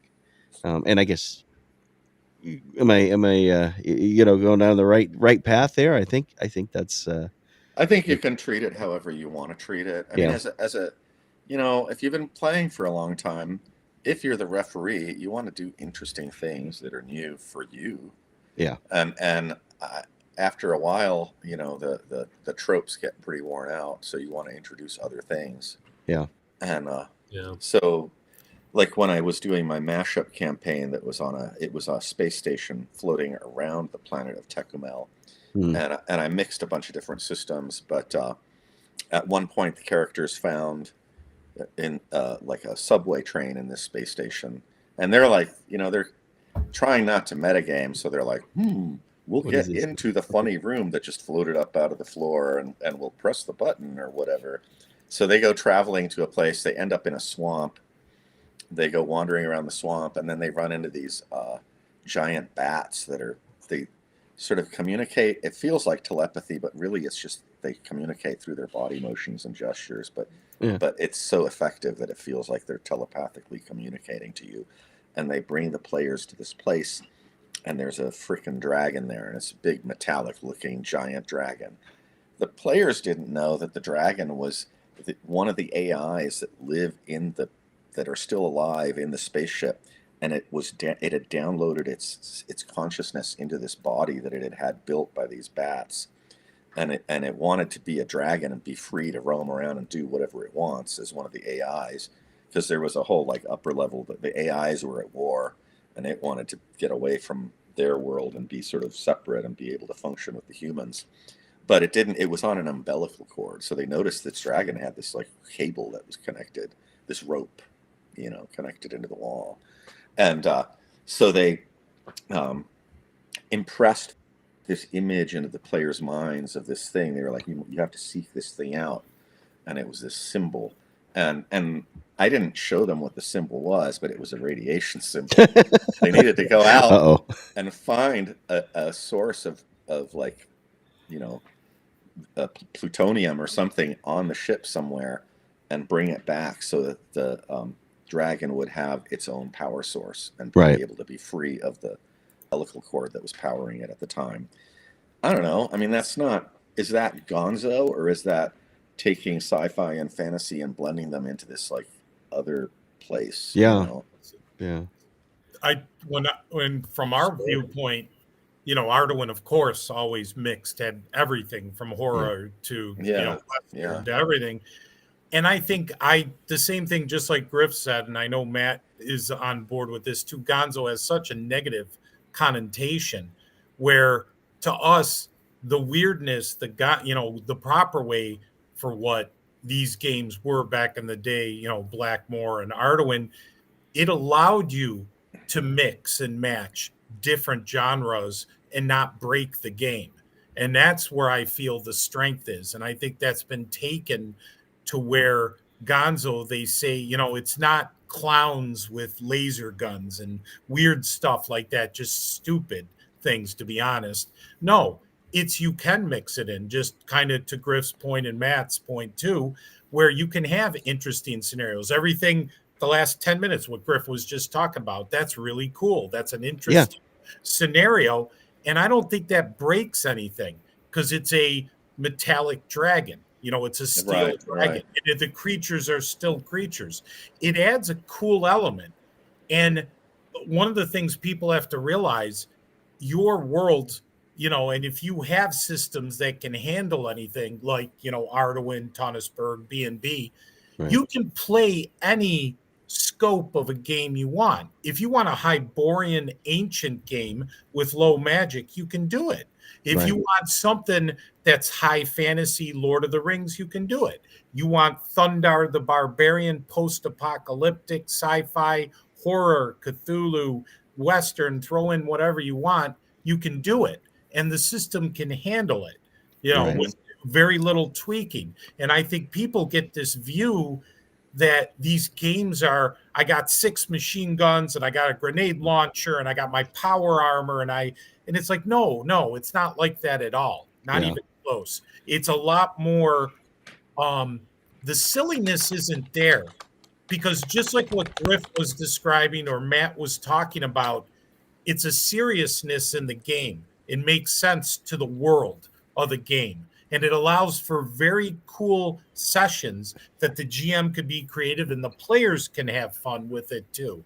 So to us, that's where I think the strength of is it. And it's unfortunate that Gonzo gets this real negative connotation because I think most people use it in a negative context. Oh, I think a lot of people. Well, that's Gonzo. Yeah, I kind of, Yeah, Gonzo, I don't want to play that game. Or that's what I hate is the preconceived notion of what these games are. And I think people are missing out because they just assume, and I know this from Arduin's standpoint because we see it, they completely dismiss it without, why don't you give it a chance? Why don't you read some of the material? The bundle, and I'm going to go back to the Kickstarter. Why don't you take a look at Arduin, BNB, and Tonnesburg and look how much coolness you have, old school. And guess what? Right now, I can tell you right now, with all this package that you have, I can do a Hyborian Conan game. I can do a Pendragon Arthurian game. I can do a Thundar the Barbarian. You know what? I'll even throw in, if I want to have some Star Wars and Battlestar Galactica and some mech warriors, we can do that too, right, Matt? We can have some robots thrown in there. Or he's pulling out the books again here. You know, I added laser that's swords. Right, laser swords. I wonder what that is, Matt. Right? That's weird. I've never heard of laser swords. Next thing you know, they're going to be space wizards. Yeah. And just like real quick, what Griff was talking about. You know what? That's pretty cool and inspiring. Right. What Griff was describing, and you can play it with this bundle. And that's the whole classic RPG approach too. Is just like, I think people are so fixated on they get a product and they've got to use the product the way it is in the box. Yeah. And the systems are designed. They're so unique, and they've developed all these different ways for doing things, and so. They're not like the classic RPG stuff is fairly plug and play. You can take a character from one game and throw it in another, and or you can figure out a way to, change its stats so that you can play with that character in this game. Right. And so there's a lot more freedom to explore and just create stuff that way. And sorry, that was just my little. No, I love it. I was touching on this earlier. That's the whole thing. Is just like that's the whole classic. RPG, OSR, all of that. It's like I got all this stuff and I can put it together. My mashup campaign was I had played some 3rd edition and I liked the D20 system, so I just lifted that mechanic because it was like, oh, that's easier than using charts. And then I decided I wanted to have a space station. I wanted something like Metamorphosis Alpha. Yeah. But I wanted magic and just weirdness, and so I put it over Tecumel so that I could have a little bit of conversation between the peoples I'm, going back and forth. Maybe there's some teleportation device or something. And then I just grabbed my OD&D books for equipment and stuff. And I didn't tell the players that they were actually playing giant spiders. And so the whole first session was the description of them hatching out of these, you wake up without any memory inside this big opaque ball. And it was just them hatching, and then they would run into humans, and I described them as the sausage people. And, Sausage people. and so it was great fun just tricking That's them funny. with that, Yeah, and it was great. And then you just throw in. I guess my point was that there's also the attitude that I'm going to break the system, right? And the original DMs, the ones that created a lot of this published stuff, were like, let's break it and see what happens. Or let's just, we can always metagame back. It's like, hey, I gave you this thing. It's too powerful. I need to dial it back, or we're not going to have any fun, Or you can do it. And you just have that conversation. Right. Or you do the opposite. One of the two. But there is that whole, we're collaborating in this game, and it's like, I changed the world map because I wanted it to be bigger and I wanted more rivers. So here's the new map. This is where you guys are adventuring. It's still the same world, but you gotta metagame it forward a little bit because it's gonna be better. Right. This is a good example of one of the just referee notes in here. So I've got Welcome to Skull Tower, which is the second Arduin Grimoire that comes in the set. But he talks about it here. He says, it seems a lot of people like power swords, force blades, energy sabers, monomolecular filament edge swords, and the like. Well, I guess that I am as guilty as anyone else on this account. Because a couple of years ago, I gave out a sword that had an edge of Mu Mesons, which cut through the magnetic lines of force that bind atoms together. So he gave a player an atom-splitting blade. Yeah. And then George, the character that received the damn thing, went on his nonchalant way, wreaking utter havoc wherever he went, on friends as well as foes. One DM after another saw his most cherished ugly blown away without even a fare thee well. And more than one friend sliced neatly in two as George's sword lopped off the attacking ugly's arm, and his sword continued around its arch through anyone else standing near him. It got so that nobody else wanted, no other player in the area wanted to see George headed his way. No referee either. It was obviously not a good situation, but as it turned out, one of my fellow DMs had the answer. George was sent on a terrible quest by his patron god. He must fight his way down 13 levels to the very bottom of the dread and feared dungeon. If he survived, he'd be enlisted in the rank of demigods that surround all the more mighty of the gods. And if he failed, well, that would be that. To everyone's surprise, George succeeded and is now in the ranks of the demigods. There are also a couple scrolls that summon George, and the possessors of them are rightly feared by all. George is happy, the DMs are happy, and I think I learned my lesson. Now, where did I put my lightsaber? Yeah. Yeah, that's definitely one of those situations where it's just trying to figure out. And in Arduin, to the whole point of everything, or in any game, power attracts power. Yeah. So just like Griff said, you can either rally it back or you match it, and then you have that challenge, and one way or the other, something gets resolved. Players don't live that, or characters don't live that long in Arduin, so no, they don't. With that crit hit, or with the crit and fumble table in there, we had somebody at Arnicon actually that we were playtesting Dracula in Space for the folks up there, and they got into a fight in an elevator with a bunch of vampires, and they were all like rushing in there, and some of them are able to like lob some heads off, but for some reason that like these vampires are not dying. And then one of the guys who had shaved down a steak earlier, he got a nat 20. I said, roll on the crit table, and he got instant through the heart, or it said through the heart, instantly dead. And I was like, this is perfect. He rolled that on the D100, and I was like, you stab him, the vampire explodes into dust. And then from that point on, they had morale. They started fighting a little bit better. But no, it was an awesome moment. But the monsters can do that to you too. So yeah. Yeah, definitely. What's funny, we talk about the difficulty of the games, and I know you mentioned it before, Matt. It's like all the modules in this bundle, the Lost Dungeons of Tonisberg, the Dracula in Space, and the Rancid Maw, they're all funnels. It's kind of like what you were speaking of, Griff, earlier. You got to have like 3 characters each and see who survives at the end.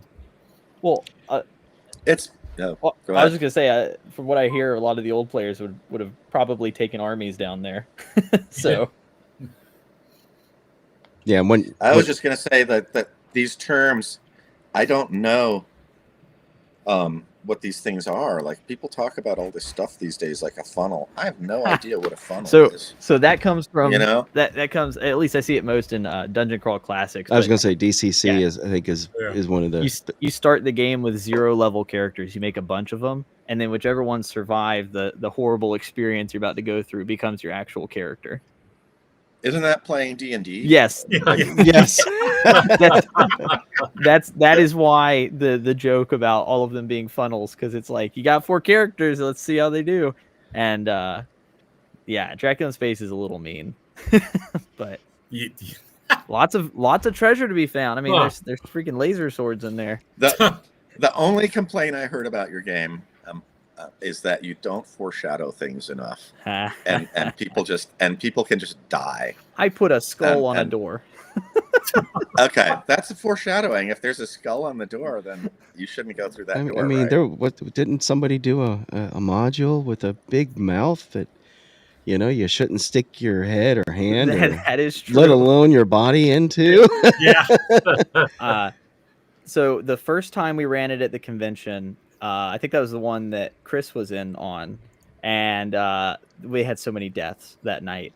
It was an impromptu, and people were getting like cut in half, exploded, turned to dust. And then the second day we ran it, which was the actual like convention game, the players showed up, and I think 2 of them were ready from the night before. They were ready for my craziness, and they're like, no, don't walk in there, don't touch that, let's look at it a little harder. You established the standards. Yeah, but well, that's kind of that old school thing too. It's just like, you say what you do. Yeah, that's and that's something that I think a lot is lost on a lot of the newer players. They're so used to playing by what their sheet says. If it's not on their sheet, they don't think that they can do it. Yeah. I don't give at my open table game, brand new players usually don't get a character sheet. Really? They show up and I go, you're playing, what's your name? Todd? You're playing Todd. All right, Yeah. Todd, do you want a sword or do you want to do spells? He goes, oh, I want to do spells. Okay, cool. You know these 3 spells, and here's a die. I'll tell you when to roll it. And he doesn't roll ability, and doesn't do anything else. It's not until later where he goes, okay, well, I saw that dude playing like a robot samurai thing. I kind of want to try that out. That I go, okay, well, maybe we'll give you a character sheet. Yeah. So, because it gets their first session in mind of like, oh, I'm just me. I need to figure out how to survive this situation. I can do what I can do. Yeah. And so I think it puts them in a better headspace. I mean, obviously, everybody has fun when they've got like their 10th level character and they've got this long character sheet and they've filled out and they've got all their items they've stored. But I think that you're right. A lot of people rely on that character sheet. It's a crutch. That's not really or a cage, I guess, would be. Yeah. It's like a much harder crib. to It depends. do in old school. It depends on if you're relying on like what's in your equipment list. Yeah. Or, I played with some people in a more modern game. I don't even remember what it was, but it just seemed like it was all focused on my character skills and, they're rifling through their abilities and like, oh, I've got this feat, I can use this Right. feat. There wasn't the, what if we go up the passage and there was that room with like a bunch of barrels and tables and chairs and we see if we can make a bridge out of this or something to get across this little river or something. Use your brain, not your sheet. And, Yeah, try and be creative creative. play. Yeah. I'm Yeah. much more And into we're that kind of game. Yeah, and not necessarily. I know there's a lot of argument about or against and for the whole narrative play where it's all about the story is the first, and then there's the people from the other side that are like, no, it's about the mechanics, and it's like, well, it's kind of a blend. Well, I see the story of a game is what happened last session when you're telling it to someone else and you're like, oh my God, you're not going to believe what happened last session. That's the story. And then the narrative part of it, or like the I like the immersive. I think Robert Kuntz was talking about immersion in games Yeah. the other day on X, and I really liked his post because that's exactly how I see it. It's like, yeah, you put in some flavor when you're describing stuff and you're making it Sure. sound cool. You're not just going like, and then you walked into the next room, 5 goblins, But Yeah, but you remember so the really amazing, whatever situation that you had. I mean, I can still recount stuff, and so can my wife, from games that we played 20 some odd years ago. yeah, It's a memory now. It's like, yeah, her character Shamil, she went and she played a gnome rogue, and you know they were, and the bard was, they were going up against, and they some what was it, I think giants or something like that, and instead of getting into combat, they wound up drinking beer or something like that. So well, it's just weird, and when you, especially when you get together in a group or you're talking with, amongst yourselves with your friends, and you're like, yeah, remember when we did this, and it's we thing, yeah. it's not a remember when my character did. No, it's we. Yeah. It's a memory. Something else on that too is like, if you're doing these moments, a lot of times to like make it more immersive, there's stuff that you could do, like not telling them what monster they're fighting. Yeah. To do something like, oh, the dead animated right in front of you, and they've got these weird runes all over their body. They don't know if that's a basic skeleton or some sort of weird spell casting on it. They have no clue what that is. And I think Hargrave touched on that too. And then I know, from what I hear from the Blackmore bunch guys I met, was that was what Arneson was kind of the master at, was that immersion in his game. Whenever you were going down in the catacomb, or like the dungeon levels of Blackmore, and the characters would run away screaming from the monsters and all this, and it's like, he didn't just, I don't know for sure, but I don't know, Griff probably talk more on that, but I mean, when Paul Stormberg ran the Blackmore session up at Arnicon, he didn't tell us right off the bat that we were fighting a fire elemental. He was like, Right. you go in Right. this chamber and there's just these coals all over the ground, and in the middle of the flame are just these 2 black dots, and then it started attacking us, and we were like, oh my god, we're gonna die. Yeah. So Yeah. Yeah. Well, and then there's the other, does my character know what? No. Well, I've been watching some of the streams. I know Greg Christopher Chubby Funster. He had somebody, Crispy, come and review his stream that he did with a couple of the guys, and of course Crispy loves the 4D play. Are you guys familiar with the whole 4D concept? Full immersion, and I would have asked Matt to describe it, Lord Mattias, but he just checked out. But I'm not sure if I could do the 4D thing. I think it's that, like, are we talking like lights and fog machines?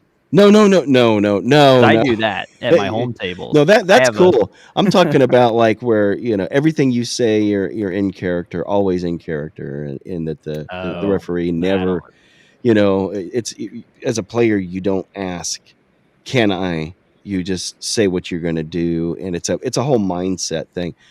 And I'm not sure all of my players' characters would be dead. right. Well, what would happen if I don't know? Try. You can always try, but that seems to be one of the big things now, that some of the guys are into, and like I said, Lord Mateus, or Mattias, however you pronounces it, and Gary were going off on and talking about it an episode or 2 ago. So, but I did want to bring up, okay, the different pledge levels, because you guys are at, let's see, I think you're narrowing in on 42,000 here. You've got 243 backers now, so it's gone up a couple. Yeah. Just from our stream here. So I don't know if that's because of our stream, but No, it's doing well. You said, Jeff, you want us to go over the Yeah, tier? yeah. I was gonna say, why don't we cover some of the different pledges? Because you've got a couple of tiers here. Okay. Um, Do you want to make that the main screen, or is yeah, it let me do that. Let me do that, however and you want then to do it? Yeah. yeah, We should make Dave explain it all. yeah. We'll just make Dave explain it. There you I go. know Dave's been We're gonna let talking George too go much. for it. Yeah. So Appreciate the offer though. yeah. So if you go right to the left, anybody who's watching here, you have the first thing, the reward details. $30 gets you the digital PDFs. So you get 9 different PDFs of the core books, and then you also will get the hex map that Matt did and the session guide too. So yeah, everything in the PDF version is detailed out there that Right. you get. So for $30, you just get the PDFs only. It's non-physical. You can't really add on any other add-ons. So it's just the PDFs and that's it for Okay. that version.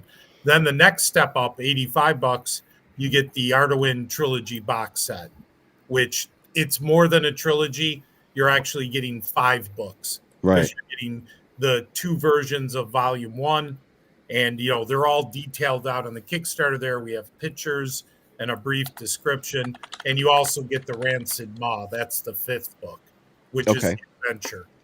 So you get, 5 books. There's dice, 4 character sheets, and then the 2 item guides. So you get the Eurolotus version of Volume 1, the Greg Espinoza that you're showing there Right.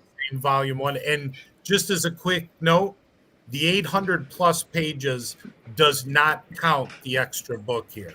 Okay. Now, It's not inflated. are they were there any text changes between the two, or was it just the No, artwork? Or just okay. the artwork. You have pretty much all Greg Espinoza artwork in this version, and Mhm. Earl Otis on the other one. That was the original. That was the original was Earl Otis when Right. he was a young artist. Okay. Okay. And then Then volume 2 and Volume 2, Welcome to Skull Tower. You get that. And then you'll have Volume 3, which is the Runes of Doom. So you're up to 4 books here. And the books are approximately just a little under 100 pages. I think they're, 96. So it's about 100 pages each. okay. And then after that, you'll get the Rancid Maw, which actually is a sample dungeon that Dave Hargrave put in Volume 1. It's similar to the D&D Blue Book, the Holmes edition, where he puts a sample dungeon at the back. So Right. Hargrave did the same thing. He just gave you a map to work with. So what Matt and I did is we've expanded it, gave it a history, filled in rooms. So now you've got a viable full product dungeon. And that's going to be about 28 pages, give or take. Okay. And then of course character sheets. 4 character sheets. And these are basically what are they, 8.5 by They're 5 or something like that? Yeah, 6? by 5.5. They're Yeah. half sheets of paper but they're parchment stock. So they're Right. a nice quality stock. Okay. And basically it's the you just flip them right over. Right? Yeah, So- you kind of just flip them. You do the flip on them and you have the character sheet front and back. Okay. And then you get the monster and item card that goes with Rancid Maw, or you could use for any of the dungeons or anything in the game because it's fully compatible. Okay. So- These are kind of cool. I know these are a thing now, but I've heard you say that they this may be the first case of them having been was Dave Hargrave. From the best of our knowledge, Dave Hargrave was one of the first to introduce monster and treasure cards back in the day. Yeah, and now they're pretty. They're an accessory that everybody likes to sell. Oh, everybody, yeah. I know, sometimes people like the paperless, but I think people really love the feel of having something physical. Tangible. How cool it is that you have a character sheet and then maybe you have another one of those little binders with all the little slots and you can have your armor and your items and magic stuff in there. It's kind of neat. I think people like that. Yeah. Yeah, I do too. I know some people are like, oh, you just need stuff on PDF, and I'm like, I gotta have physical media, man. I love not just collecting it, the stuff sitting on the shelf. I want to be able to go pull a book off the shelf and just thumb through it, and maybe sit and relax in the chair and just get some ideas. Yeah, Um, no, absolutely. And then you get a set of dice, one okay. set of 7 dice. Yeah, and it's kind of a just random, no specific colors or Yeah, we didn't want to drive Matt insane, so yeah, it's Yeah. bulk dice. You didn't? Yeah, Yeah. yeah. I didn't get the memo. Oh, You did- memo. Yeah, we did. There was some memo that said don't drive Matt nuts for 3 months. So, but then this is the premiere really of the Right. Kickstarter is the bundle. right, Where you're getting everything in a beautiful box, and right. it's the best value at literally 52% discount. Yeah, and this is the one that includes The 2 tiers we just talked about are included in this bundle. right. Everything And everything from them is in this one. This Yes. is yeah, So the Arduin Trilogy box set and all the PDFs are included. And obviously, you get this beautiful box in here. And then you get all this other material, which, if you want to go through, is the BNB box set. right, So we show you get the box, you get the Arduin Trilogy, and then you get the BNB box set, right. which is limited edition. A lot of the artwork, that cover artwork, is always a funny story. So we were going through and getting artwork out to see what we could use, and Matt saw that. He was like, "Wow, that's really nice artwork." Yeah, I heard he was kind of hinting, please, Yeah, please, may I have some? yeah. And what's funny about that artwork is 25 years old. Matt is 1 year older than Yeah, I that. know. Yeah. Oh, So that was done by Laura Darkstorm Church. We Mhm. commissioned that from her in the year 2000. And oh wow. 25 years later, it comes out, and what a perfect fit. You have the Arduin, old man wizard, and now you have the young wizard here in the Barrows and Borderlands. Yeah, It's yeah. appropriate. And his limited edition obviously mimics the Arduin with the parchment, the coloration. And we Right. just felt that, the whole mix was really good. Keep it all in the same. Yeah. Correct. And then you get all the Barrows and Borderlands, all the special edition with the parchment, the Men and Mutants. And then I think the next one is Sorcerers and Psychics. Just correct me if I'm wrong, Matt. And Yeah. what I would like, Sorcerers, yeah. yeah. And what I'd like to say, that artwork, Matt has a few of his covers and some interior. Those are Michio Ukamura artwork from Arduin. So Matt was able to convince us to loan him some more artwork to use in the books. Yeah. And some of these, obviously, Arrow Otis is well known in the D&D community. The other artist that you mentioned, did he do, or was one of them that actually was known for some video game stuff? Too, Yes, the artwork you're looking at right now is Michio. The one before and this one, Michio Okamura was one of the graphic designers for Diablo, the first I love Diablo. Yeah, and there's a thank you to Dave Hargrave in That there. Okay. There.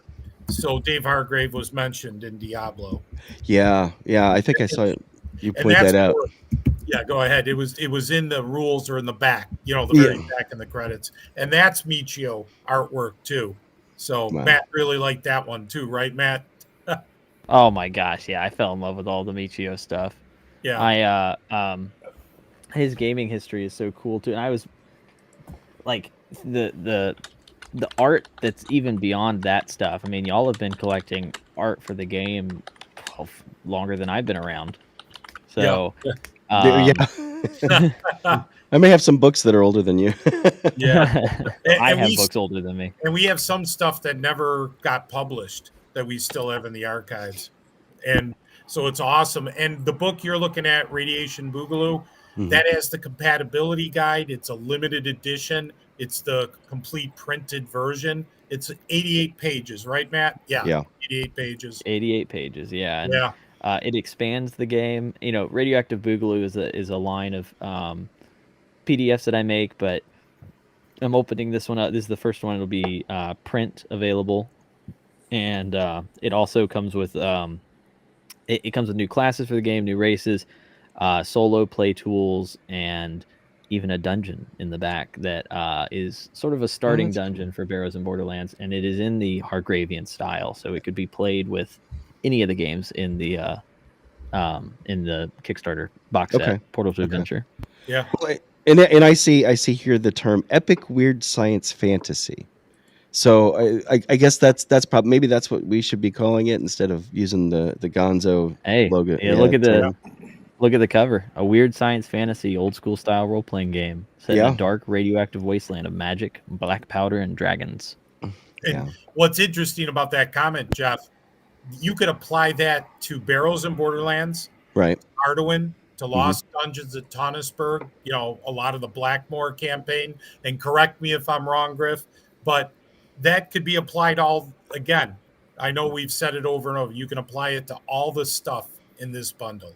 Well, Yeah. and here's a classic example, right? Dracula in space. So, Yep, right Yeah. there. yeah. Oh, what is that? Levels 5 through 8, Matt? That's Right. why. Yeah. Yep. Yeah. That's pretty awesome. That's Yeah. pretty awesome. Which right now this is only available in this box set, Jeff. It Okay. only comes in the parchment and it's only available right now in this box set. All right. Well, that's pretty Yeah. awesome. Then of And- course and- he's Yep, he's got his character sheets, and of course, because what gamer can't use more dice? So you get right. I mean, we've got, I probably I have my name is Jeff, and I have an addiction. If I can't Yeah. walk into a store, We should have dice support groups for gamers. yeah. If I go to a game store, I'm gonna get some dice, and I'm sure. In fact, when we went to the con up there, I bought some dice too. So That's You know. awesome. And Yeah. then, and again, this is just some of it. Then you get to the third of the Trinity, as I Right. call it, the Lost Dungeons at Tonisburg. And what's more to be said? You have 10-level dungeon. You have history. You have Blackmore. I mean, you've got everything in here. It's a piece of history and a cool, awesome dungeon, and it's got its own system. It Yeah. has its own system that I think it's the last 50, 60 pages, Griff, that Yeah. has OED, Yeah. a prior D&D game in there. So it's Yeah. 152 pages. I mean, 156 pages. So, Yeah. I mean, the amount of material, and again, we're not even done yet, Jeff. Yeah, I haven't got to the bottom yet. Yeah, we haven't. And here's one of the highlights: the 5 combined character sheets, so you can play Arduin, BNB, and Lost Dungeons at Tonisburg all together. Mix and match what you Yeah. want. That's pretty awesome. That kind of reminds me of some character sheets I came up with, God, in the 90s. Yeah. Because I was the one who had an inkjet, old HP inkjet printer, and we were playing Shadowrun, but we wanted to throw Cyberpunk into it. Yeah. And so I came up with a bastardized character sheet, is what I called it. Yeah. I found one somewhere once, and I'm like, oh, And- wow. And these things, you get 5 of them, but just like you said, Jeff, that's why we're giving you the PDF. Because Yeah. I can imagine most people are not going to want to touch these. So Oh, to yeah. speak. They're going to want to keep it. I mean, how many of the old Goldenrod, character sheets, do people have that they're just like, that are unmarred, from way back when? Yeah. Um, No, so- absolutely. And then we threw in the art prints from Arduin yeah. that we have. And what these are, this is from Roland Brown. He did the cover, at the front and back cover for Arduin Grimoire 4, and he took it and colorized it, and we made beautiful prints. And these come on a very nice stock Okay. print. It's a special paper, right, Dave? I forgot what it was called. Like I don't know how to call it, but It's a soft touch on. It's Yeah. a stock paper, like a heavier stock with a soft touch. Okay. so you get both the front cover, the back cover, the day of the day in a life of an adventure, Sure. very evocative. And it has his signature on it too. So it's Right. all, foiled signature too. So they're collectible in a sense. They're can really, see they're that. really cool. Yeah. And then- That's the type of thing I would frame, I think, and hang in the game room here. Yeah. No, they're completely good for that. And then you get a couple original Hargraves. Here's the original concept for Arduin, hand drawn. Yeah. Just the initial thought of what he wanted to do. So you get that piece of history, Arduin history. And then here's Howling Tower. You get Wow. 4 levels of a dungeon. Here's his initial, and it's different than the published version of Howling Right. Tower. This was more what he used in the game. Right.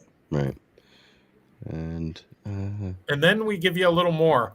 Then we give you 2 folded maps of the continent. And again, cards. We give you the Swords and Dragons cards too. oh So- yeah. I mean, like, I know this has taken us 10 minutes or 15 minutes. Just to go through this. But I think it's important to emphasize you truly are getting a treasure trove. You're getting your value. Cool, Yeah. role playing.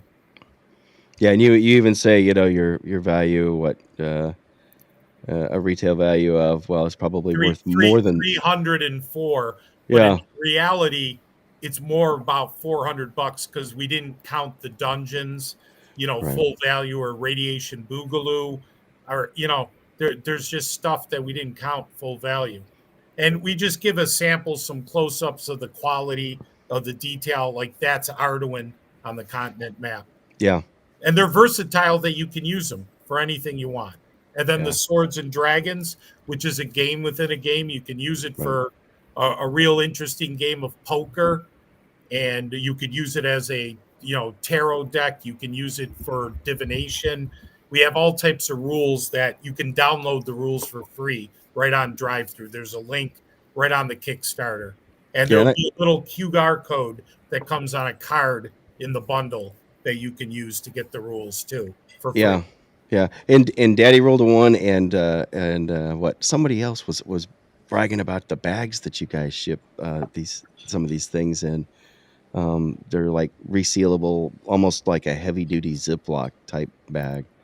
Yeah, Wow. if you have a couple, if you want to grab them, we'll show them off in a minute or two. Got a little So- one. This but is one that will fit the card.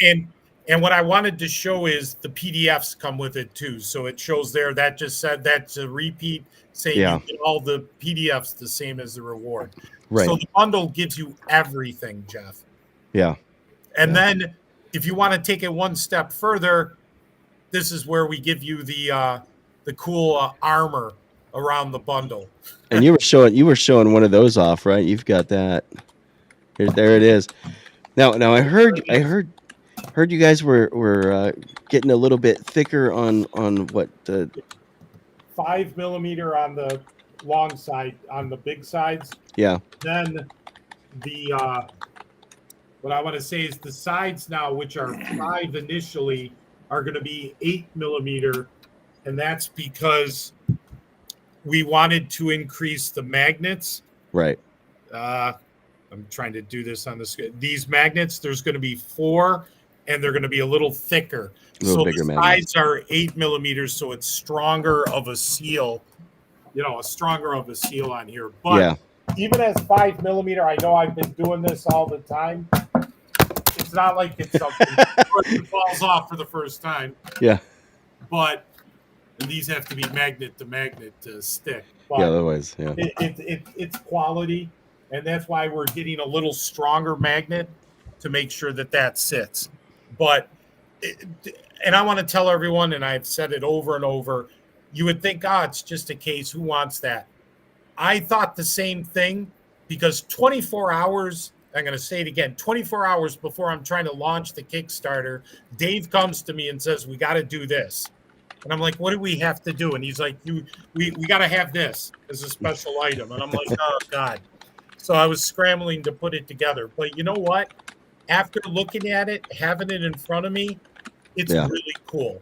It's something beautiful that you can put on your case on a shelf and show everything off. Yeah. Yeah. And then you've got add-ons.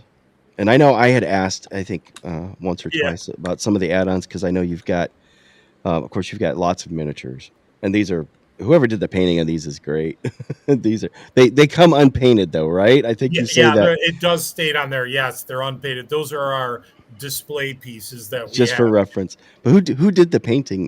Did the paint job on these? They did it Mike great. Kuwick did the wizard. Yeah. Okay. He also sculpted it. Oh, did he? So he. Yeah. Okay. A lot of these were painted. Watt did a bunch of them, didn't he, Dave? And then William Watt sculpted the rest of them and hand painted the rest of them. Those mean, were these- actually specifically painted in black and white. Yeah. Okay. And then of course the sharks. These are flying sharks, right? Is that? Yeah. The air sharks. Yeah. So if you saw Sharknado, well, you ain't seen nothing yet, right? Yeah. See, and again, I'll go back to the beauty of what you're getting in this bundle. Nothing stops you from throwing some air sharks in one of the lower levels of Tannisburg, or yeah. Why not? why not? Why not mix and match? There should be no reason there's not a group of a recon unit of Freints and Barrows and Borderlands. I mean, why not? And then here, of course, there's the Octorilla. Yeah, the Octorilla.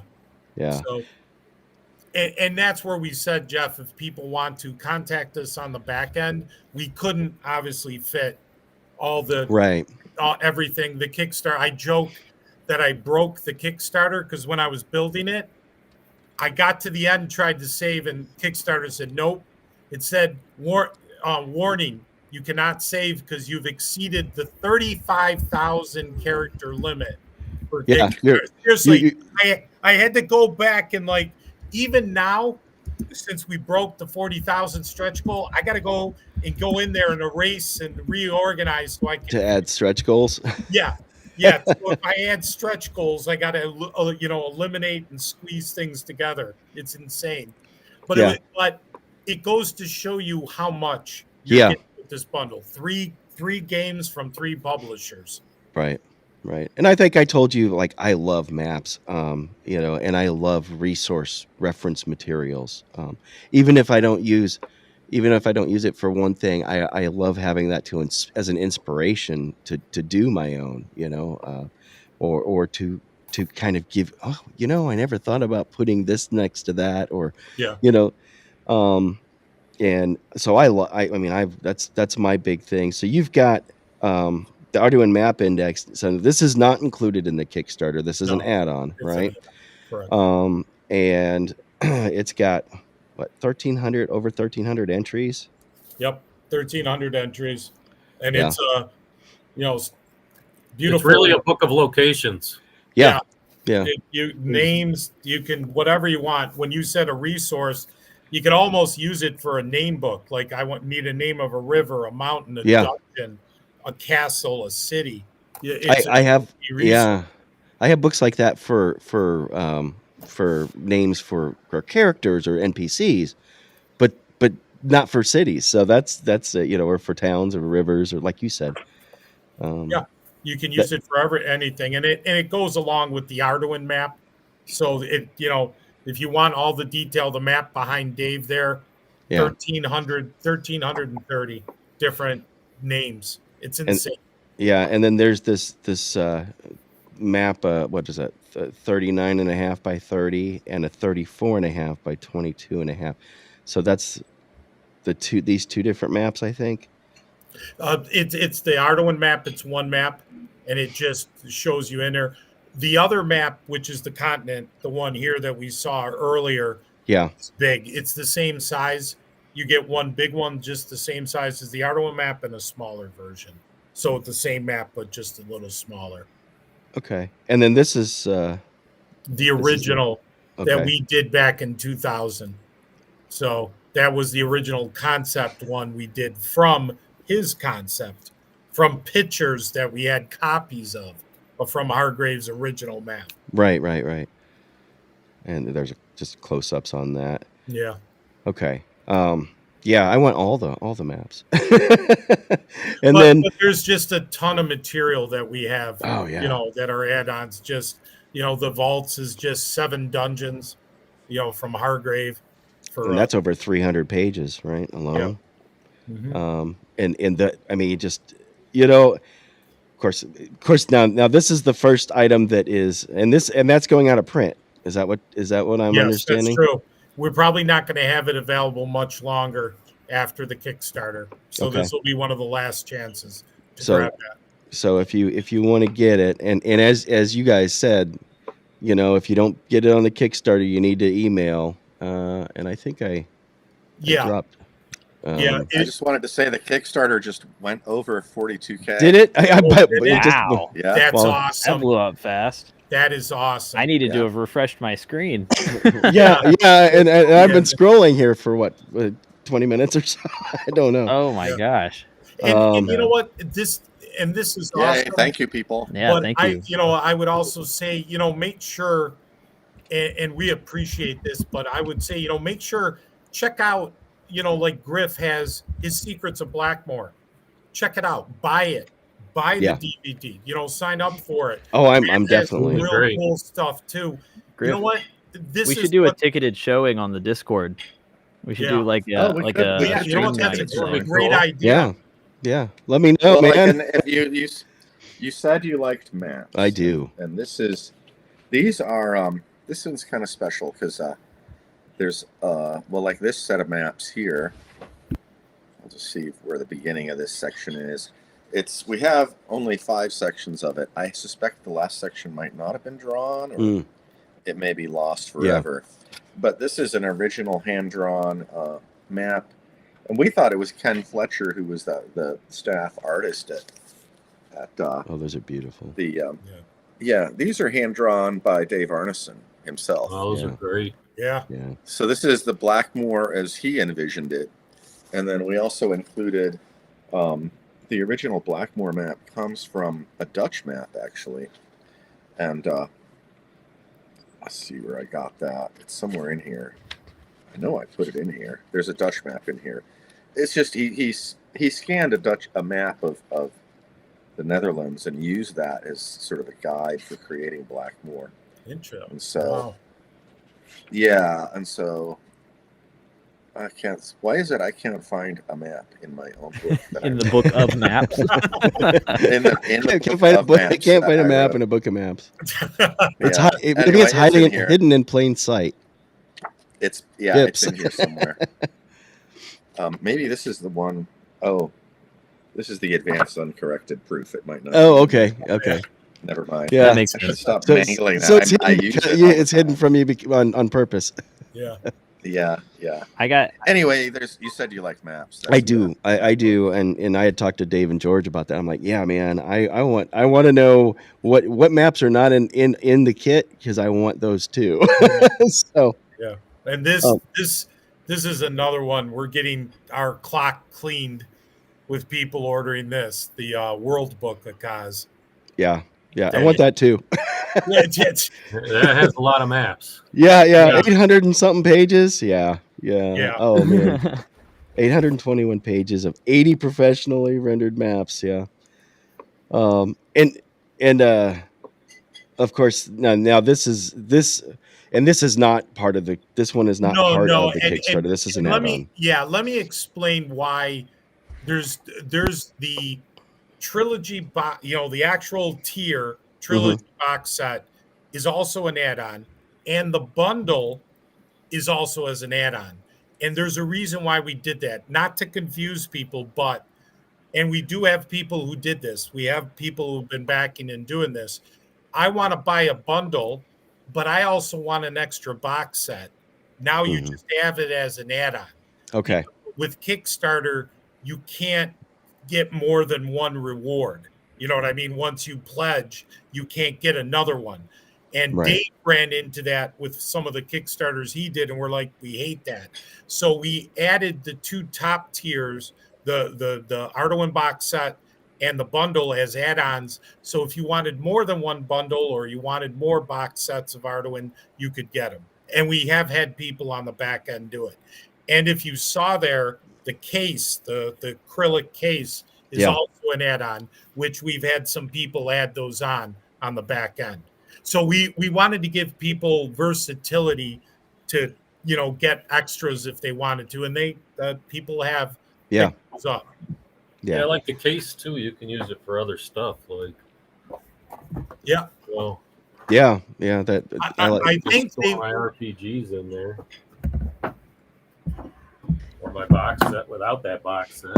I mean, honestly, that's the type of thing that I could use that for transporting some gaming stuff when I'm going, on the road. I think one of the uses too, just so everybody knows, it does have UV protection. Right. So if you have cards and sets of stuff or photos or certain things, you can store them in there. It's it's not 100%, but mine will have the BNB stick it out in the sun. Or mine, the Portal to Adventure box, mine will have that in it. So yeah. Sorry to interrupt the show. I'm gonna die if I don't get my dinner now. Okay, so. no, Griff. I'm about 2 hours past my dinner. I'm sorry, man. Absolutely. I'm feeling. No, I'm glad to be here and help. Oh, absolutely. It's been a pleasure. I'm glad you were able to make it, and I just wanted, hopefully we'll get you back on here soon sometime. Yeah. Maybe talking about Arnicon on Saturday. The convention show on Saturday. I want to be there for that. Yeah, and I'll send you the details on that. We're probably going to wrap up here shortly. I'm sure Dave and George want to go get something to drink or something. All right, too. thanks a lot, guys. Appreciate it. Griff. Take care. Thanks. Good to see you. Yeah, good to see you, Griff. Take it easy, man. Good night. Have a good one, man. Yeah, now I got to figure out how to get out of here. Yeah, it's like saying goodbye and then walking upper right, to the car. Yeah, it's upper right. Well, and I've got a keyboard for one computer, a mouse for another one, and I'm using my laptop, so I'm kind of like, I've got 3 computers sitting here, so yeah. All right. All right. Take care. Have a good one, man. Bye. See ya. That's funny. Oh man. But let's see. Now the Arduin Grimoire bundle. Yes. That's another add-on, right? So another, and all the add-ons are 20% give or take discounted. So everything's except the miniatures. So this would probably run 120 if you were to get it later on. Exactly. That's exactly what it'll run. 120 and it's $100. And basically that gives you the 3 books, which what you're getting in the box set, but in the hardcover version of the trilogy, and then he gives you books 4 through 9, all the rest of them. And for those wanting to do multiversal, so Michael's asking if there's going to be non-collector editions of these available after the Kickstarter. So he said he just blew his disability for the month. Well, there is the Arduin Grimoire hardback from Emperor's Choice that's available from their site, and I sell Barrows and Borderlands box sets on my site, the regular edition, and then obviously Griffith sells the Lost Dungeon Tonus board on his site. So and I had talked to him too about that because I know there was a hardcover print of that at one time of the Tonus board. But that's not currently available, so who knows what's going to happen. The Rancid Maw, I think, is only available in the Arduin Trilogy box set. And the Radioactive Boogaloo and Dracula in Space, eventually, while they will be available, they're not available right now on my site or anything like that. And they're like Radioactive Boogaloo, like the special covers. Like I said, they'll never be able to convince me to do parchment paper again.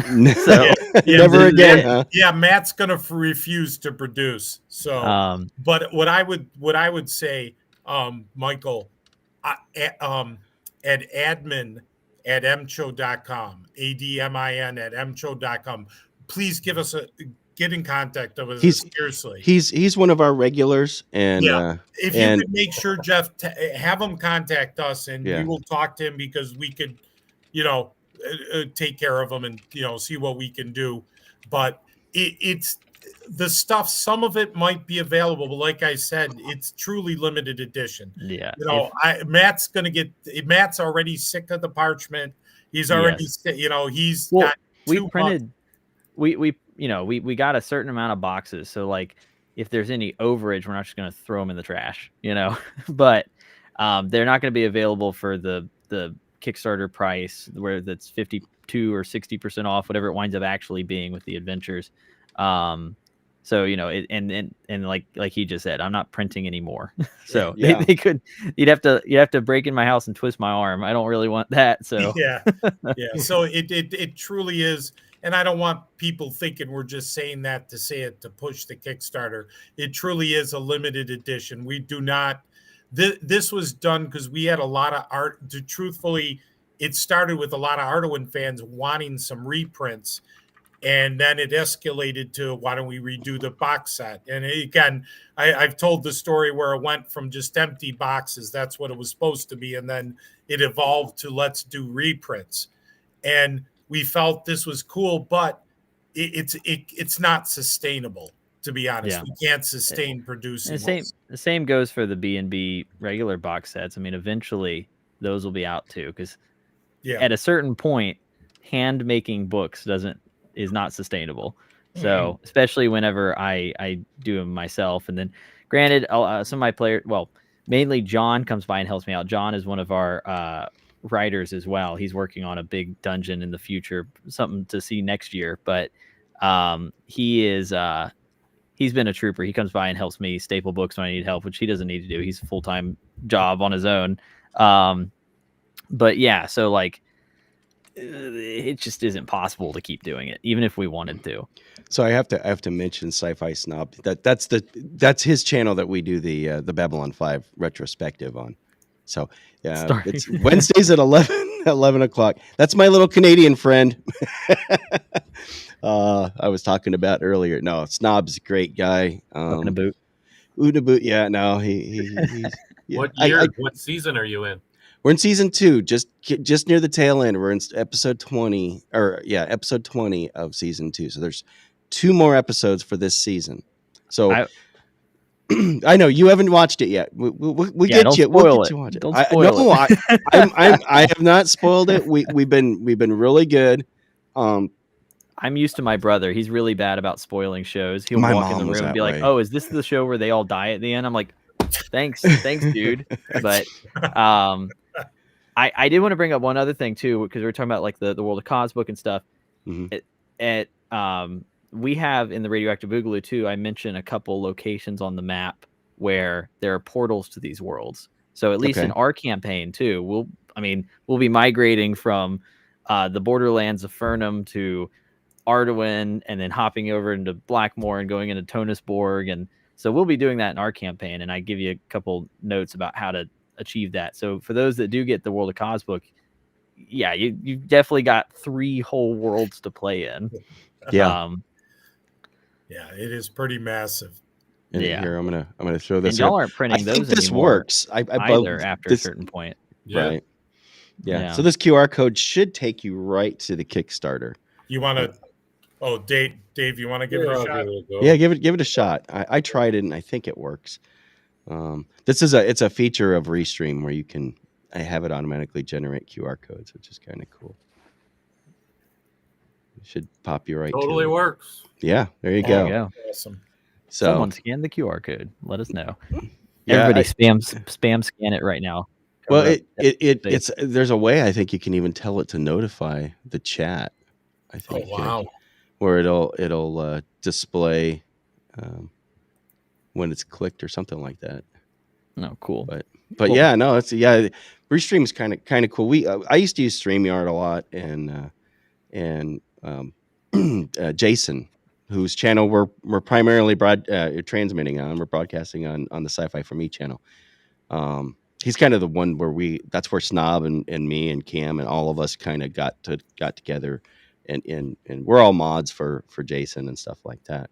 But then Jason's on our show on Wednesdays, except he's been busy working some of these contracts that he's gotten lately on assignment, as he likes to say.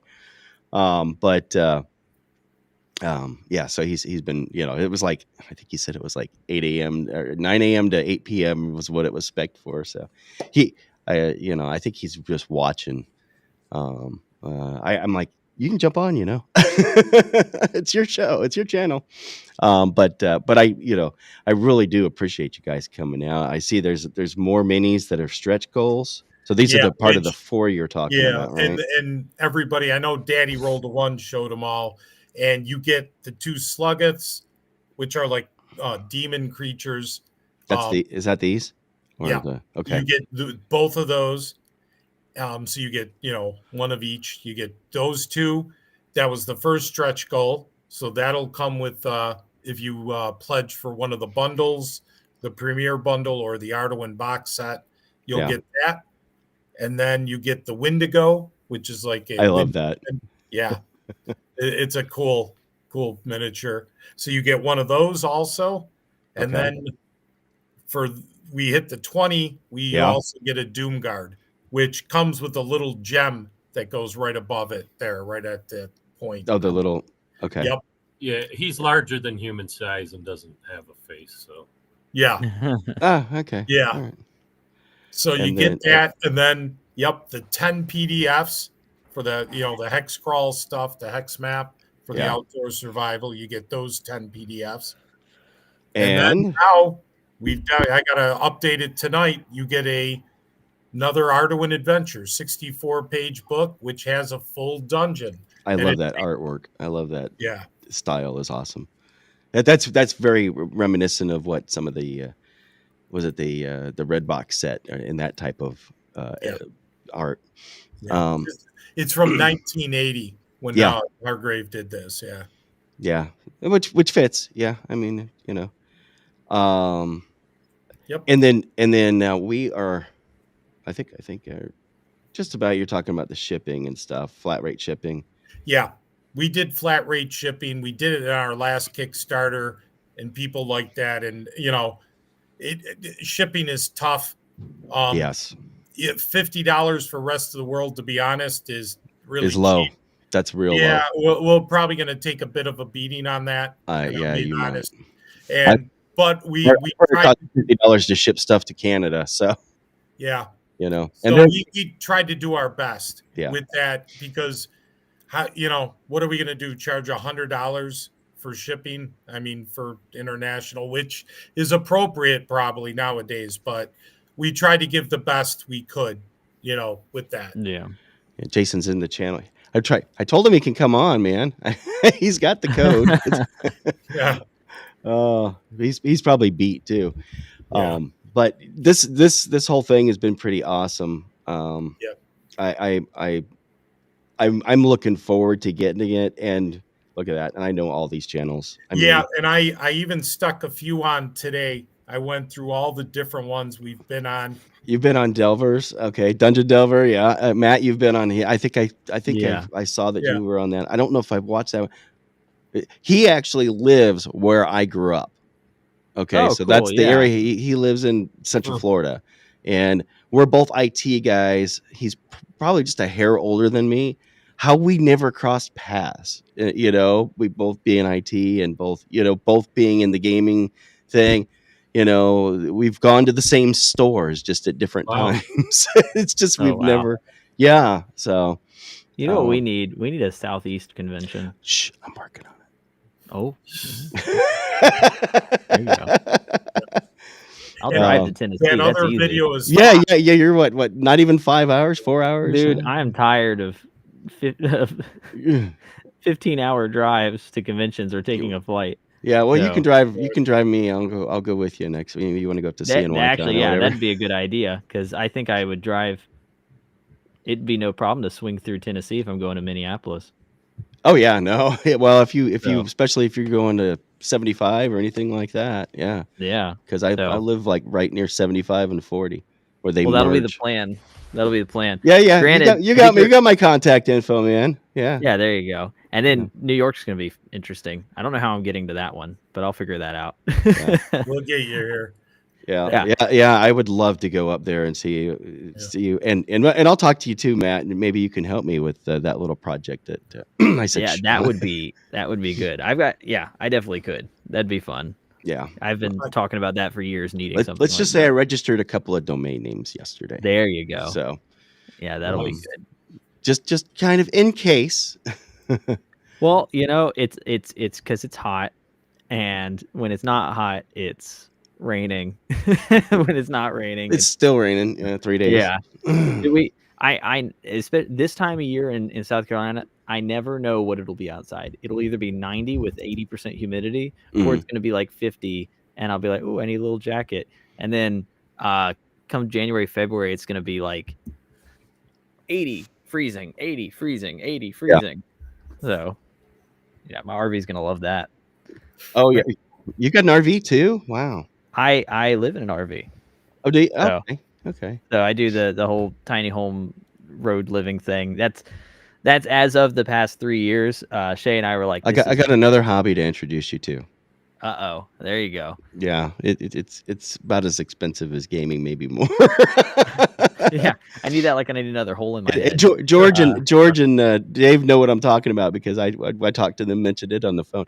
So I have not. I'm like you. I haven't been to a lot of cons, even though I've been gaming since middle school. I wasn't in middle school in this century. Okay, it was last century. But what I have been to, I've never been to a con except for the one that was in Knoxville, which is probably and that was earlier this year. My wife and I went to that. But what I have been to is all three of the largest ham fests in the country. I'm a ham radio operator, so there you go. And basically, a ham fest is a con for radio guys. So you guys go there, don't speak to each other except over radio. I'm kidding. No, actually. So there's one in Huntsville, and I started to go into the one in Huntsville. The Huntsville one is the third largest. The one in Orlando is the second largest, and the largest one is in Dayton, Ohio. Oh, interesting. So yeah. Well, Dayton, Ohio was the home of NCR, and it was also the home of the Wright brothers. That makes sense. So NCR was without NCR, you'd have no IBM, because the guy who created IBM was fired from NCR. There's a whole story. I learned that when I went to Sugar Camp when I was training. I'm an IT guy, right? So tech nerd stuff. But that was the story about where the term "you're fired" came from. Was one of the executives didn't want to go writing. I forget what George Patterson, as in Wright-Patterson Air Force Base. George Patterson was the creator of NCR, and the story goes that he and his top executives always went shortwave. Of course, Michael, I'm going to go that. But he always wanted his executives to go riding with him every morning, and guy wasn't feeling particularly well one day, didn't want to go riding. He comes in the next day, and they had doused his wooden desk in kerosene and set it ablaze outside. And that's apparently where the term "you're fired" comes from. Now, oh wow, how truthful that is, I don't know, but that was what they told us. Apocryphal legend. Yeah. But at any rate, and that guy that was fired left and created International Business Machines. Interesting. Yeah. So that's the story, anyways. And I could probably talk some IT stuff with you. I don't know if you can see it out of the corner of the screen. I got my 386 sitting over there. Oh wow. That's older than you are. Yes, it is. Yeah, I had one. I remember when 386s came out. I play Doom and Wolfenstein on it and Civ 1. And oh wow. And my Zork. Well, I say Zork, but that's me referring to the entire game log. Have you played Hitchhiker's Guide to the Galaxy? Yes, I have. Have you completed No, I have not beaten it. I haven't looked it up either. I did it, and it took me 56 hours straight. Wow. I played it. Yeah, I was young though. I was younger than you are now. I was probably 15, 16. 15, 14, something like that when I did that. There is something for our Game of Games campaign, which we'll be playing this in, that is it's gonna take a long time. You need to put a bug bladder beast in. Well, there you go. There is a Gru in there, and I see. Okay? So from straight up from Zork, yeah. Yeah, so there is a Gru in Barrows and Borderlands, but one of the things we're working on right now, because right now our campaign is managed through a bunch of Google Forms and Excel sheets. So when you're moving your character, you got to just upload it to the log. We're working on something called Barrow Mud right now. Working title Barrow Mud, but the it's like the old multi-user dungeons, Muds, yeah. but without a combat resolution system. So you'll still be playing dice and still be role playing, but it'll just be for moving your character across the map and doing logging of your out of table gameplay or whatever. So you never got to experience the fun of bulletin board systems. So the name that you see here, the Death Angel Shadow, that is actually from the Neuromancer video game, not the book, because it's not in the book, but it's from Neuromancer, but from the video game. It's the good AI that sent the email. I've been using that nick since I ran a bulletin board back in the 80s. Wow. So yeah, so I use it for, my name's Jeff. I don't care who knows it. I'm not hiding behind my nick. I don't care. I've got another YouTube channel where I do some ham radio stuff on it, and so my call sign is out there. Obviously you saw it it's in my email address. That's the weird part of my email address. It's Jeff and then my call sign. But everybody tries to pronounce it too. I don't know why, but yeah, this has been great, and I'm really looking forward to this. You guys are going to fulfill quick. I think Dave and George, I had talked to you guys and mentioned, there's a Kickstarter that I went in on over a year ago that still hasn't fulfilled yet. It's going on about 18 months.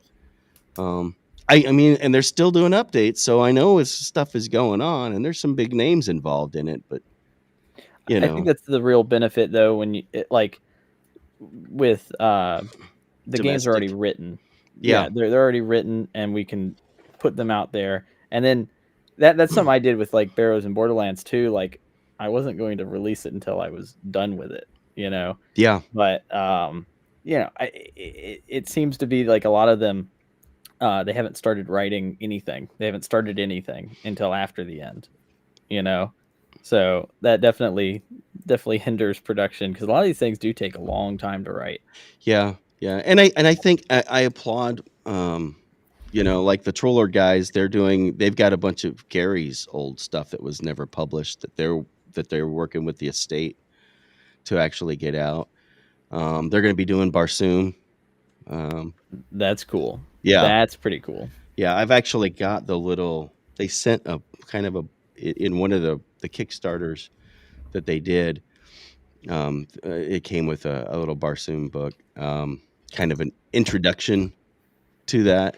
So, I mean, so they're, of course, then they've got in the BNB home solar system that we use in our campaign. Barsoom is like the next planet over, so we can go and play. Oh, that's cool. Yeah. We use the Warriors of Mars game for it. They use backer kit. They've worked really, really well with like the backer kit guys have like bent over backwards to help them. They have been doing that. They started off with using Kickstarter with fulfillment through backer kit, right? The backer kit for the pledge, after the fact, and then backer kit started doing its own thing. Michael's got a question here. Let me bring that up because I don't have the chat showing up. Maybe no, hide that one. I think I see it. I was going to just say yes, 100%. Here it is. Yeah. Yep. Yes. Yep. Matt, show. Yep. We have ownership of all the Arduin material. We have, again, I think we mentioned this to you, Jeff. We have ownership of 150 plus unpublished dungeons, thousands of item cards. Yeah. Dave so we have maps. Dave has been going map after map. He's creating new maps. So yeah, the other grimoires are available as add-ons in the Kickstarter as well. The bundle has all the red books, Jeff. What you saw that picture of the one that I think what was that the one that's 100 right now? 100. The add-on. It's the add-on. The hardcover. Oh, let me grab one of the. gives you the trilogy and hardcover, which has a bunch of stuff in it, and then the 4 through 9. Wow, man. Yeah. Yeah. So no, there's just Yeah, yeah, and then you may have some stuff coming up in the future too, right? I think you said you try and space them out until everything's done though, right? You don't. Yeah, what we're trying to do is this is the first major movement towards landing the old material. And what I Right. mean is all the old material is going to be coming to a landing point between this year and next year. And then the future starting in 2027 is going to be Arduin Bloody Arduin, which is the Okay. system we've been working on for 4 years now.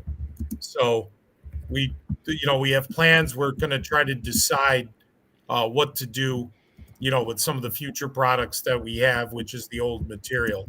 But that's why we're telling people, we're serious about it, that things aren't going to last. Like Vaults is going to go away. This limited edition box set, where whatever we have, and then once they're gone, that's it. So we're just going to land everything and then move forward. So that's the big thing. And Arduin Bloody Arduin, that could be a whole nother that could be a whole nother show, Jeff, just talking about Yeah, I mean, I was like, man, I have a whole bunch of notes about Dave Hargrave and everything, and I mean, it's like if we would still be talking about this stuff and wouldn't have gotten to the yeah, Kickstarter. no, we could do a whole show if you want to talk about Dave Hargrave and Yeah, because like he's a and fascinating man. yeah, there's a lot. And what I'd like to do, maybe we could come back and we'd bring Matt with us too. Yeah, And we could talk about the history with Dave Hargrave. And we've been in contact with his family. yeah, I talked quite a bit with Jared Hargrave, which is his great nephew. And then we have other family members, Michael in Los Angeles, who we talked to. So, and we're trying to talk to a few others, but there's a whole history that we could talk to you about with Hargrave and things we've found. Matt has done some stuff looking into the past of the primal, when gaming begun. And, there's things we definitely would like to talk about. And then the future, like what, the future is, which, there are things happening and being worked on. We have tons of art that's being done, lots of plans for the future.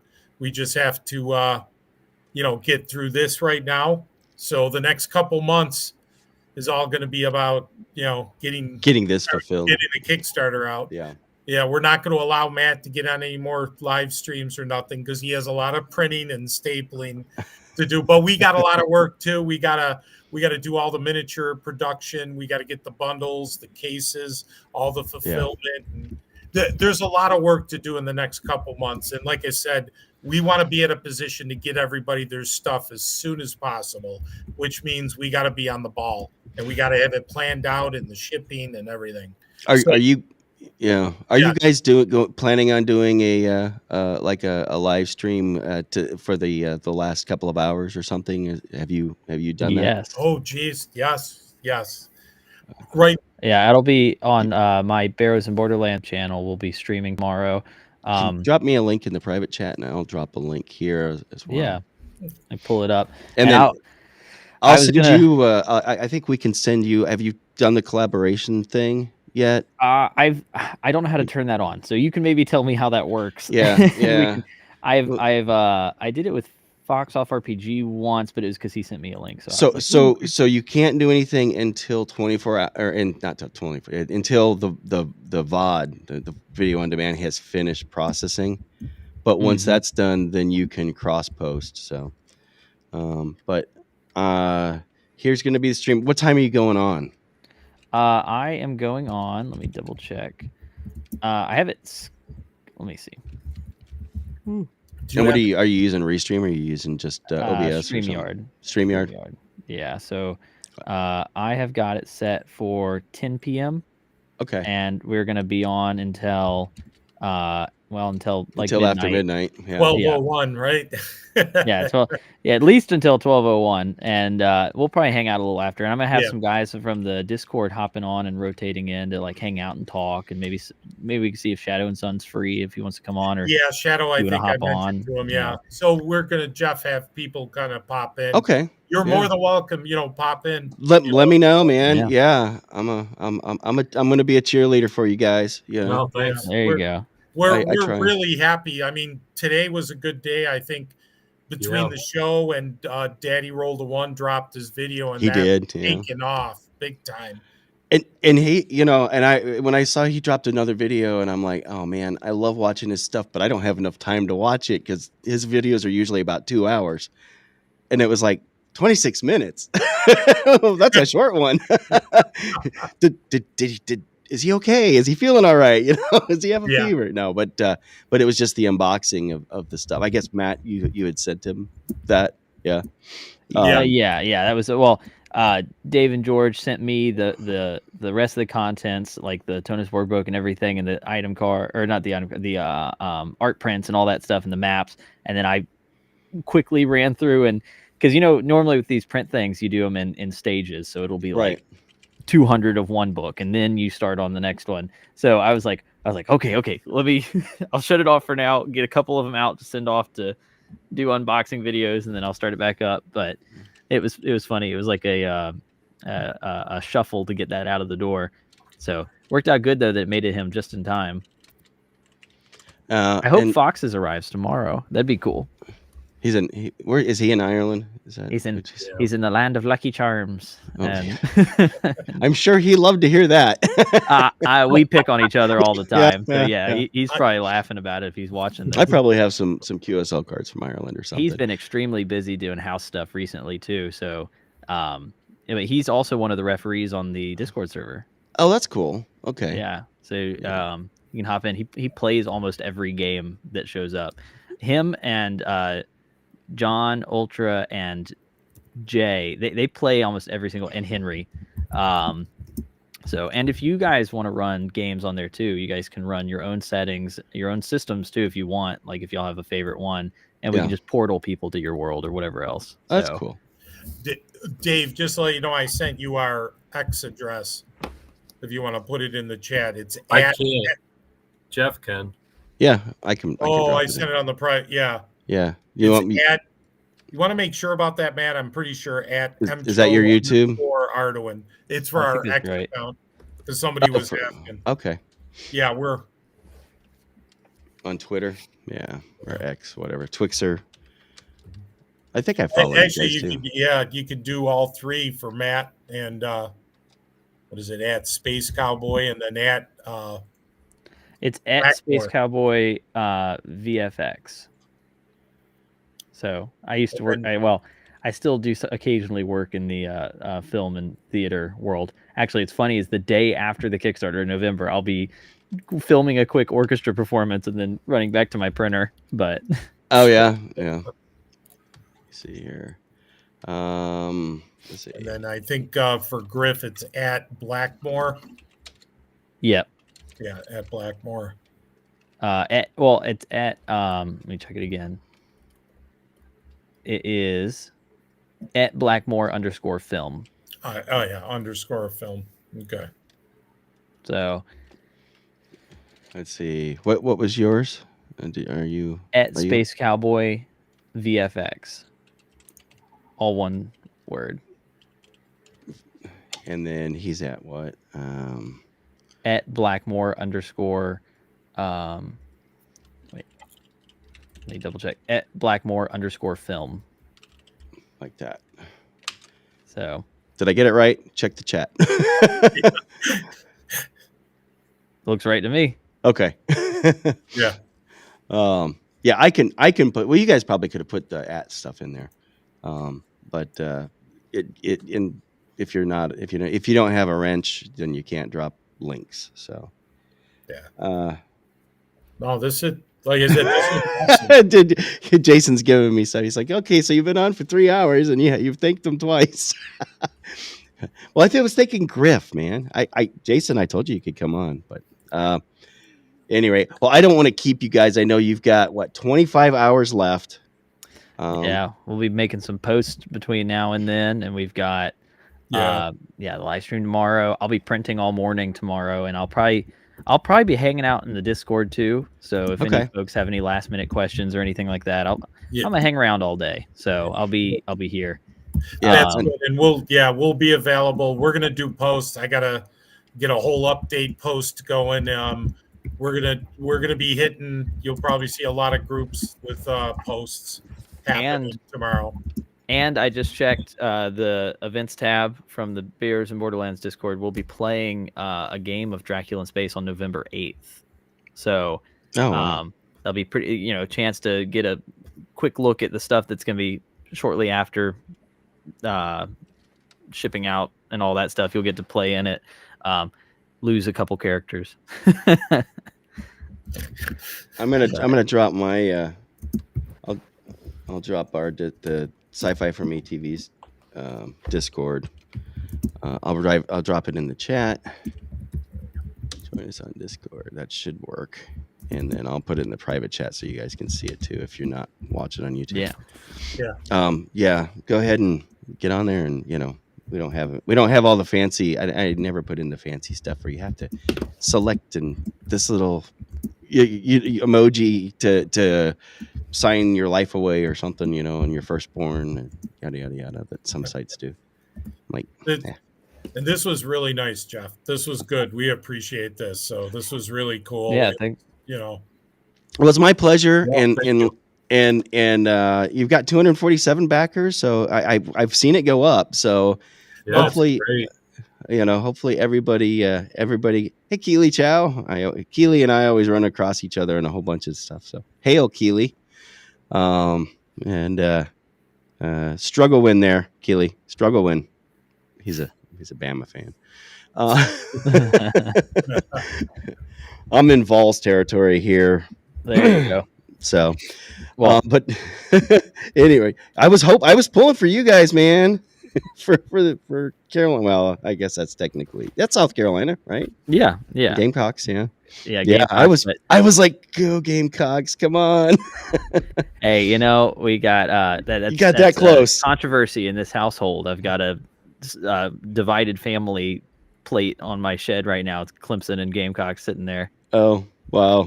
Okay. Yep. Well, I'm a Gator fan. I grew up a Gator fan because I'm from my Florida. grandpa's a Gator fan. He's from Florida too. But I live in Vols territory, and this year, Vandy, of course, is they're a private school that's in the SEC, but they're near Nashville, right? So, and they're like the little team that never could, and they're like holding their own this year. So everybody's kind of pulling for them, They're like the underdog for everything. Plus, they beat Bama last year, I think. That was they're bragging. Any rate, but guys, it was a pleasure. I'm gonna go ahead and end the stream here in a few minutes. I got to play the outro and all that because I'm getting some stuff. But if you want to stick around for a few minutes after that, we can chat for a couple minutes. We appreciate it, Jeff. And real quick before we end, we want to, as always, thank everybody who's supporting us. We want to thank you very much. We really do appreciate it. And we want you to know that everybody involved, Griff, Matt, us, from the bottom of our heart, thank you. This is all a labor of love with everything we do. The gaming industry, I'm just going to say it, if you want to make a small fortune, start with a large fortune, and that's what you end up with. It's a labor of love. It's a bunch of gamers trying to make cool product that you would like. We don't like producing something that we wouldn't use. So it's all passion. We try to do the best. If you have any questions, concerns, if there's anything, just contact us. We're more than happy, to talk to you, to try to resolve whatever there is, and we'll work with you. And I want to do a shout out to everybody involved. Our internal teams, Matt's people, Griff, Chris, all the people there that have been supporting us, and everybody that supports each other, all our internal play test teams and everybody who's been there. Tom Tullis. Tom Tullis and all the other, the YouTubers, Daddy Rolled a One, who's been great. All the ones. Yeah, Lord Oh Mateus, yeah. Dungeon Delver, Shadow, my God, Shadow, RPG Grandma. Yeah. Oh yeah. Fox has been great. Ultra. I mean, I don't want to forget anybody, but I want to just say to everybody, we're cognizant and we're aware of what you're doing for us, and for all the backers and people who are, you're giving your hard-earned money to us, and we know, $145. We know it's money. It's a bit of money, but we're giving you the best we can and as much as we can at the lowest count. And we're going to give you something really special with what we're giving you. But thank you. Yeah, Thank you're you. getting it's definitely a good deal. This is primo. It just everything. You got the history, you've got the and do with it what you will, right? Make it yours, own it, and Right. and make it whatever you want. Um, and you obviously you can throw in laser swords or what was that weapon again, Matt? The monomolecular. Yeah. Oh yeah, the monomolecular or the Yeah, new yeah, Masons. Yeah. yeah. I ran a 5e game and I let somebody be a tabaxi monk. Good God. I Don't think ever a do that. sword like that would crit like on a 13 to 20. Yeah, I wouldn't even have right. them roll. I'd say you can Yes, cut you through hit. atoms and just How much do roll it. for damage? And then Like, I'd say that's great. Now let me go grab my Arduin Grimoire and get a 10 roll Valkyrs on you. 6d6 for damage, or Yeah. yeah. Yeah, dude. All right. I would just say it'd kill. Honestly, at that point, it just kills. Anything anybody else wants to say before I end the stream? Game on and perish. Dun, dun, Okay. dun. Yeah. All right, guys. Well, let me roll the credits here. Stick around for a few minutes after, and we'll move from there.